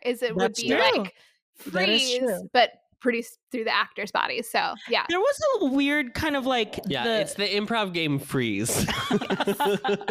It was weird, like right before the finale, not kind of getting any more from Sarah and Sky. Like we didn't obviously get the big like reunion kiss or whatever, like chasing him down. It was like her realizing, oh, he's leaving, like that's what he meant, and then she runs off, and then it's the wedding. And I liked that he was like, oh, I lost the bet to like save her honor. It was like, I think the vibe that was you're supposed to get, and that was how she realized that he was like a good guy. I thought that was very sweet too.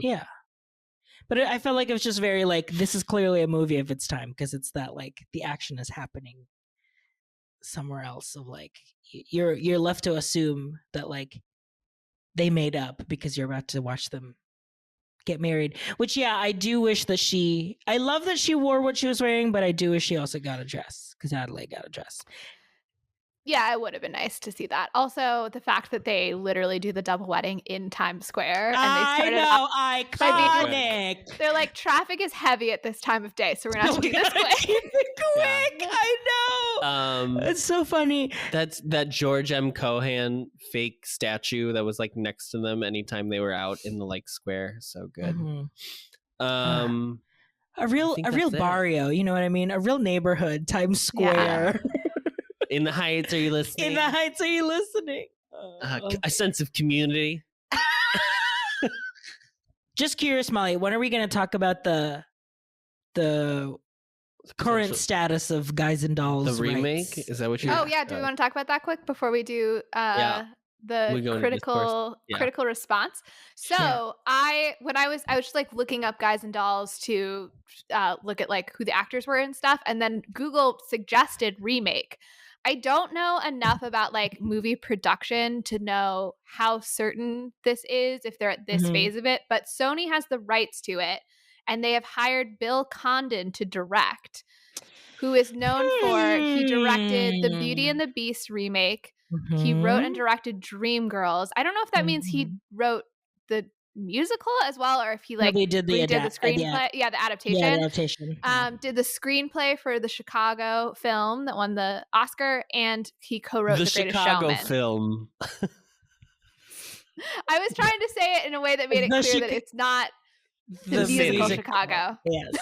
Nor the city. He did not co-write the screenplay of the city of Chicago. Him and Lori Lightfoot co-wrote the city. Not Lori. But I feel like from just what I know based off of like retrospectives of films that did get made, that like it feels like someone has the rights and they have a director is very like, is it really gonna happen, or are they just like brainstorming ideas for like, I don't know how certain this is that it would really come out, but it's an interesting concept, and I will be holding my opinion until I have much more information. What was Bill's because the floated stars were going to be Channing Tatum was Sky and Joseph Gordon-Levitt was Nathan Detroit. I mean, that's good casting. That's pretty good. It's pretty good.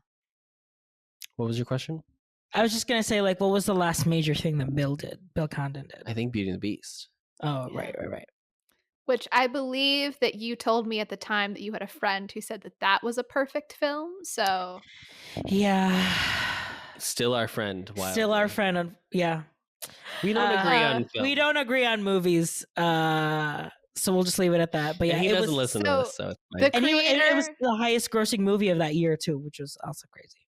Wow. Well, the creator of a perfect film taking on a different perfect film. So yeah, maybe we'll be all right. Maybe the kids will be all right. But if he adds like token feminism to it, I'm gonna be mad. You gotta lean hard into how anti-feminist the musical is. The other thing that's too bad is that they cut "Marry the Man Today" in this version I do as like well. That so I hope they bring it back, and I hope that they make the feminism through winks and nods and innuendos, and not through Emma Watson teaching a girl to read. So at the end of the movie, Sarah Brown, played by Emma Watson, speaks at the UN with Malala. Oh no! The PowerPoint slide about what feminism is. Yeah. Oh my god, I'm so teary-eyed because I can't stop yawning. Oh, because you're so broken up by Emma Watson's feminism. It's so touching, you guys.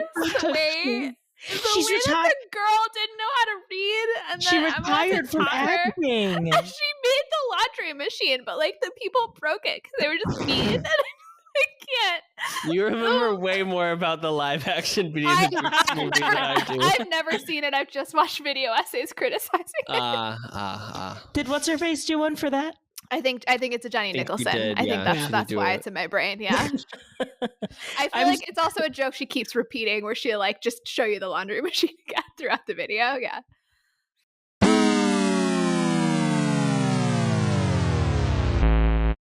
Well, what have people been saying about this movie? So on Rotten Tomatoes, this holds a 91% rating. The only review I could get online of the time, like of a review that happened when the movie came out, and not like a 50-year reassessment of whether or not Guys and Dolls is good.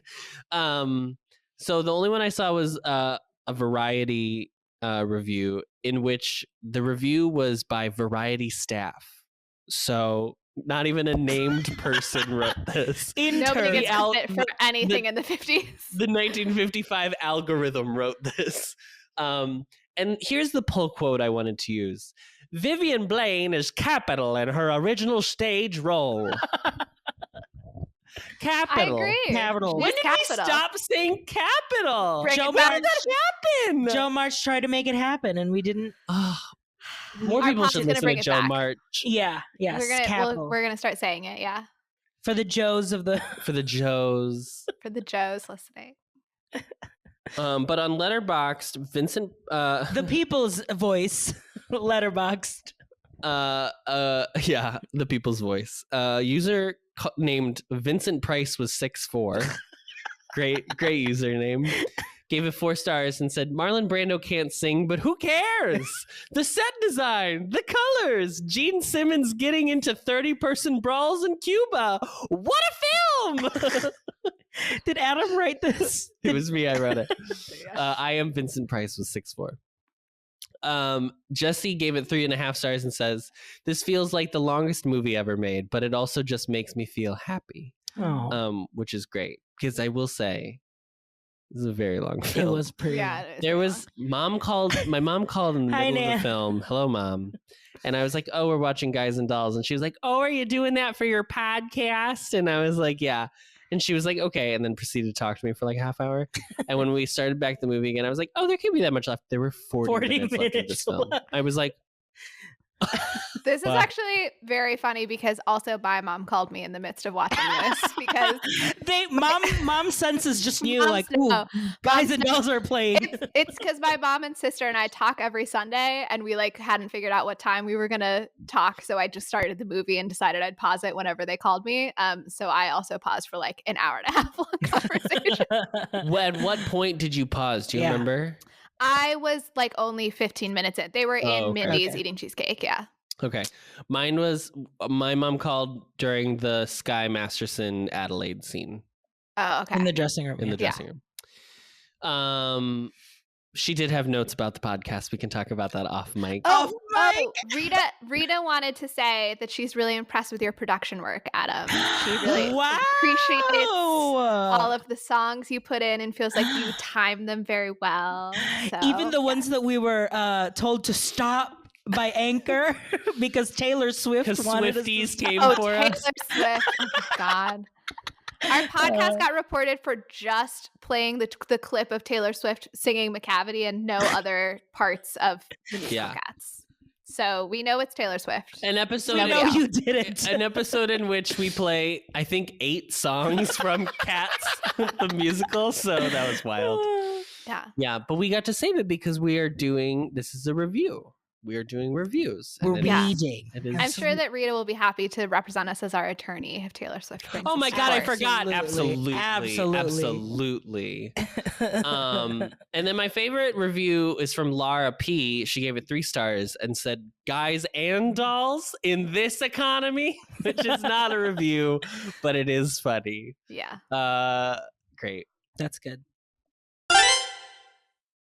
Molly, what's your closer? The closer is we are going to have a snake draft. Do you know what a snake draft is? It's a sports reference. So it's where you like go in order, right? You go in order. You go in order and then you go back up the line. So whoever goes last gets to go first in the next round. Okay. So we're going to hold a snake draft on who should appear in the remake, assuming it's happening. We do not have to stick to any rumored cast members. Mm-hmm. You cannot argue with or recast anyone that anybody else in the draft has cast. Wow, so, because they'll be busy making that production. There's going to be 3 movies coming out. Yeah, there's going to be 4 Bill Condon's productions, and then each of us has a... Or are we drafting one production? We're making one movie. Got it. So you have Showgays, got it. Showgays but you presents. have to yes and whatever choices are made by other members. I've written down the characters that I think we should cast, which are Sky, Sarah, Adelaide, Nathan, Nicely, and Big Julie. So each of us will get 2 people, basically. Right. Yes. But so I have them written for reference, but we don't have to follow that order. So whoever you want to claim first. I didn't write an order for the draft though, so I don't know. Rock, paper, scissors. Or... Molly's the youngest, so we'll let Molly go first. Oh wait, yes. I'm the youngest. Are you? I don't. Well, wait. When's your birthday? November 1991. Yeah, Adam's the youngest. I'm the youngest. I don't want to go first. RJ's the oldest, so we're gonna let RJ go first. Oh, okay. I just didn't want to go first. I think I'll go. This is tough. This is really tough. Because I'm leaning towards casting one of the women first. I want to say get Adelaide, but I feel like you have a better sense of like what an Adelaide could be. Thank you. I think you have a better eye for an Adelaide casting. I don't know if that's true, but thank you. So maybe I'll go for Sarah because I'm gonna pull Vivian Blaine from the dead. I'm gonna cast a spell and reanimate her corpse so she can do this movie. Let her rest. My God. So maybe I'll go for a Sarah. Okay. And if you're going for a woman, there's only two. well, the other thought that I was thinking about was casting Big Julie as like A Julie. a Julie. Ooh, a Julie. A Julie. A Julie. A Julie. I think I might actually do that. I think I'm going to go for Go Big for it. Julie. And I'm actually going to go for like a Leslie Jones. I think she will be Ooh. really funny and really like just the visuals. I want to see the visual of Leslie fully towering over like typical like 30s gangsters around. So I would say I love that idea. And if this was me casting a big Julie, I would cast specifically, this is so niche, I hate myself. I would cast specifically Che Diaz. Oh, from the and just like that From Sex and and the just City like reboot. that, the Sex and the City reboot. So with the snake draft, though, we have to go with RJ's pick. Right, and then right, you right. get to I know, add I know, on. I know, I know, I know. You're He was just saying you're if just he commentating, did it, which is outside of the rules of the game. But yes, just I will comment. allow for... He's just tweeting, you know, Yeah. if I had my Tweeting. way. Yeah. Just quote tweeting. I will take as the second oldest. I will take Sky, and I'm going to cast, because I'm in love with him, Jeremy Jordan from Spears and Newsies on Broadway, because Yeah. I feel, having played Jack in Newsies, he's got the requisite. It is definitely, and I feel like gangster. now he's older, and I feel like it's Yeah. more like a gentleman, Yeah. a GQ kind of je ne sais quoi to him, or like what he could bring to this. So your cast so far, Adam, is Jeremy Jordan and Leslie Jones. Find us a bridge between those two. Find a glue. So I am going to choose Nicely to cast, and I'm going to choose hold on, I have to double check his name really quick. It's spelled Corden. What is It's his pronounced name? Corden, if that's what you're looking for. Okay, I choose Michael Pena. Star of Ant-Man. Yes. Star of Ant-Man. A star in Ant-Man. I think he's very funny. And he delivers straight, like flat really well. So I would choose him for He was the dad. I have no idea if he can sing, but in our version, dubbing will be occurring if need be. He was the dad in the Dora the Explorer movie, if you saw that. Yeah. It's back to me. And I don't have one. I want to cast Adelaide, but I feel like everyone I'm thinking of feels inadequate for this role that I love so much. Yeah. Actually, you're gonna go 3 times. You're gonna cast again. Oh, Or- shoot. Yeah, I was going to say, or do we make Adam do it again and then go back up? Yeah, I'm gonna do that. Okay. So 2 cut in a out. row. Adam, gets this 2 in is a a note row. for you. Adam, this is a note for you in your editing. Cut this part out. And you're Rita going will next. never hear this Rita will because never. I'm such a good Great audio producer. Okay, fine. I will cast Adelaide. I will be casting Adelaide as Miss Chloe Feynman of Saturday Night Live fame. Oh, Okay. Big eyes. yeah. Mhm. That would be fun. Her cabaret acts would be really fun, actually. Because she does voices. I just need whoever plays Adelaide to do that voice. Like you Yeah. can't. You have to do the voice. Also, I didn't bring this up, but Adelaide added so many syllables to the word pearls. It was like Pearls. chef's kiss. Pearls. So good. You ugly bitch. Yes, yeah. Ugly bitch. Ugly bitch. Now it's back to me, and I still haven't thought of one. We have who's left? Sarah and Nathan? Sarah and Nathan. So Sarah needs to be. I feel like Sarah needs to be big voice, fairly young. Not like super young, but I just mean like at first I was like maybe Amy Adams, but like I can't put Amy Adams with Jeremy Jordan. Oh, look at that nice man and his mom singing. Yeah. And then Nathan, I feel like, because we were saying how we like that Sinatra was a little bit older, we need someone who's like just becoming a bit grizzled. Yeah. David Harbour. Yeah, I think that, but I think he's too grizzled. Do you know what? I'm gonna go big swing. Kit Harington as Nathan Detroit. Oh, Jon Snow. Jon Snow in Eternals. He was the boyfriend of Gemma Chan in Eternals. Yeah. I think he could do the slightly more grizzled part, and I think he would pair interestingly with Jeremy Jordan. And I also love the idea because I think he's quite short of him with Leslie Jones in the Big Julie scene. Yes. So I'm gonna go. No, RJ. You have to cast. I have to cast Sarah. Sarah. And you have to cast a K-pop idol. Oh my gosh.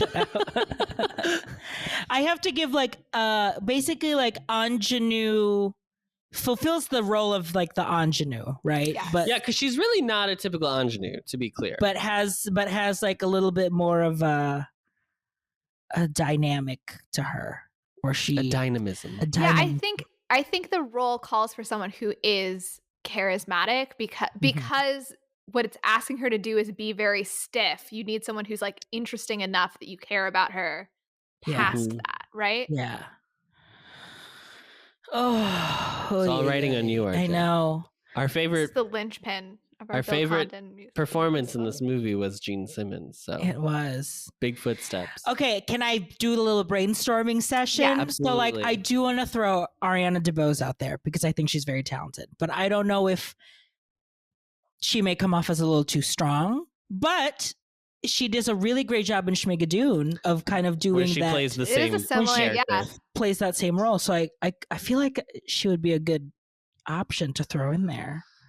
But maybe you want to let her expand her horizons and not pigeonhole her into a specific type of role.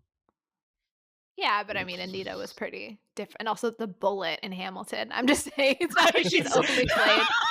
I also do like that pick because she's like a legitimate Broadway person, and Jeremy Jordan is as well. So I do like having the main couple be that and true then, Broadway stars. Yeah, and then the other couple be more Hollywood. Yeah, let's throw Ariana in there. I think that's right. I think it's good casting. And I would refer to Schmigadoon in my in my pitch deck. I would throw in clips of Schmigadoon to kind of seal the deal. That tap number. Yeah. Yeah. We'll post on Instagram our pitch deck of our slide Absolutely. deck. This is fun. Do we have an Instagram? Oh, the Ampliverse one. Yeah. But Follow this the is Ampliverse fun. Instagram. We should do this more often. We should. No, we should it's so cast it. hard. It was extremely difficult.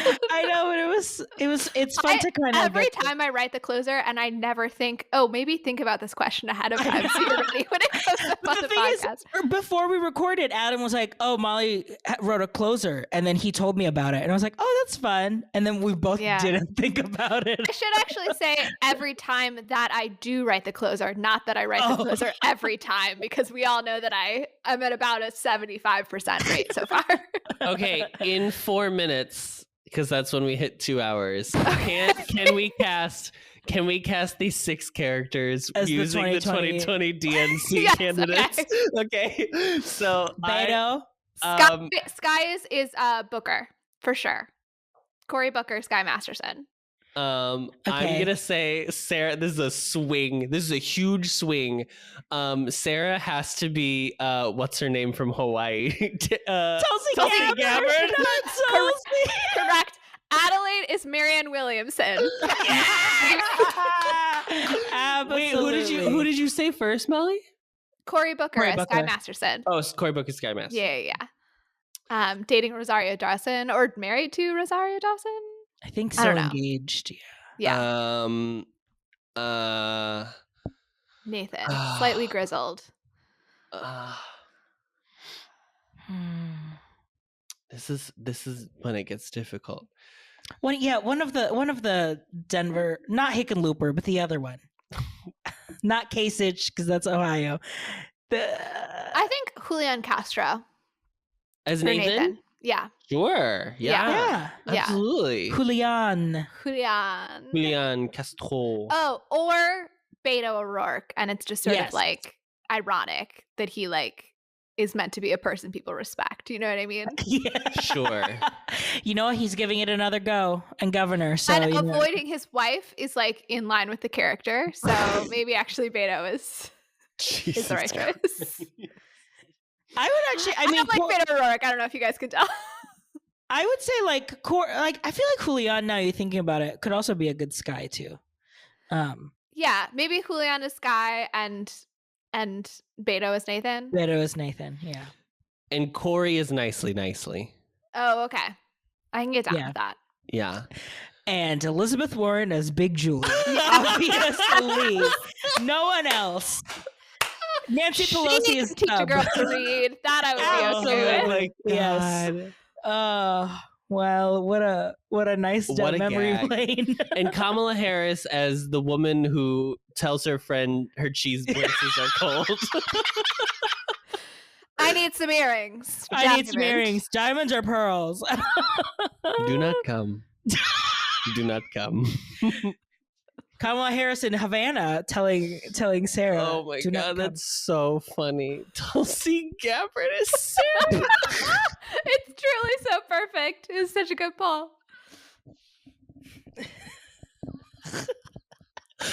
Poor Amy left out in the cold. We started this joke with Amy and Pete not even on the cast. They sponsor. I mean, they're EPs. Obviously, They're in the they're in the burlesque numbers. They're just girls on stage behind Marianne. They're just cats on stage. They're the two. They're the man and wife pretending like their 3-card Monty table is a baby carriage in the opening number. Yeah, they're both. They're bit players that you see throughout the movie. Yes, you know ensemble. what I mean? Yeah. And you know what? We gotta give it up for the ensemble. They're the bullet. They're the bullet. Oh my God. Well, this was a treat. Thank you so much. This will be the last time you hear me have joy in March of this month. Because our next musical, I will not be laughing. Oh gosh, I got really nervous that there was just something terrible happening in your life, and you were going to be like, there will turning 30. Starting cancer treatment soon. And yeah, this is where I'm revealing it on pod. No, it's fine. We're going to be watching a movie I don't really want to watch. The movie that we have been saying for years is the worst movie that Adam has ever seen, and we are fine for our fans. You've asked for it when we were finally giving it to you, and you'll get to hear the trailer. You'll get to hear the trailer in just a about. moment. Okay, well, this was fun. Guys and dolls, we're just a bunch of crazy guys and dolls. Oh, yeah. Thank you for listening to the best revival of a podcast, Showgays. You can find us on social media. Adam is at Adam Noecker on Twitter.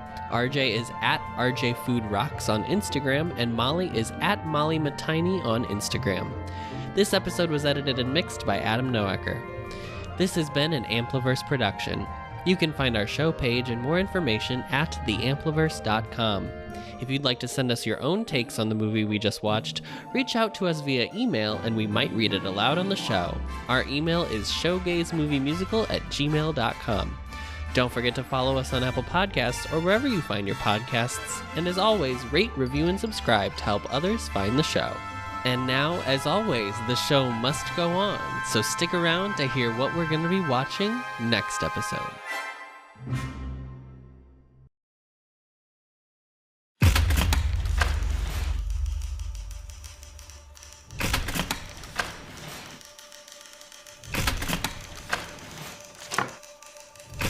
Can I have your attention? You're all dismissed. Bankrupt. Better luck with your next job. Stranger to the dark. This is not the life I promised you. Not even close. 'Cause we don't want your broken parts.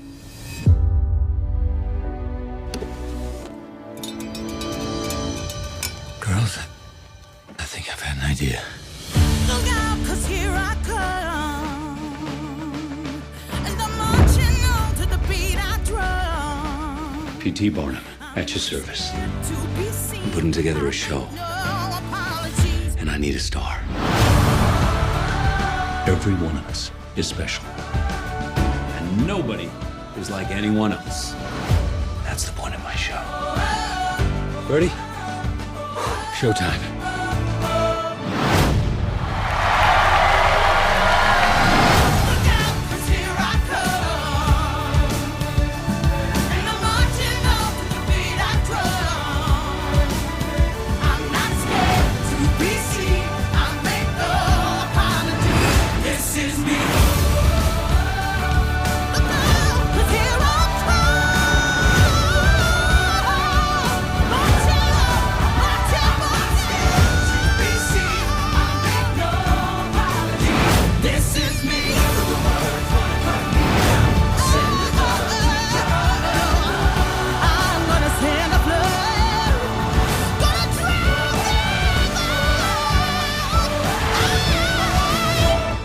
No one ever made a difference by being like everyone else.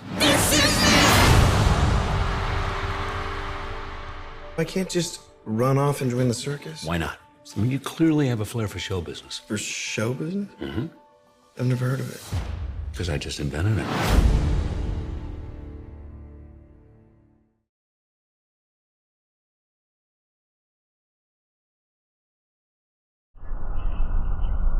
Discovering voices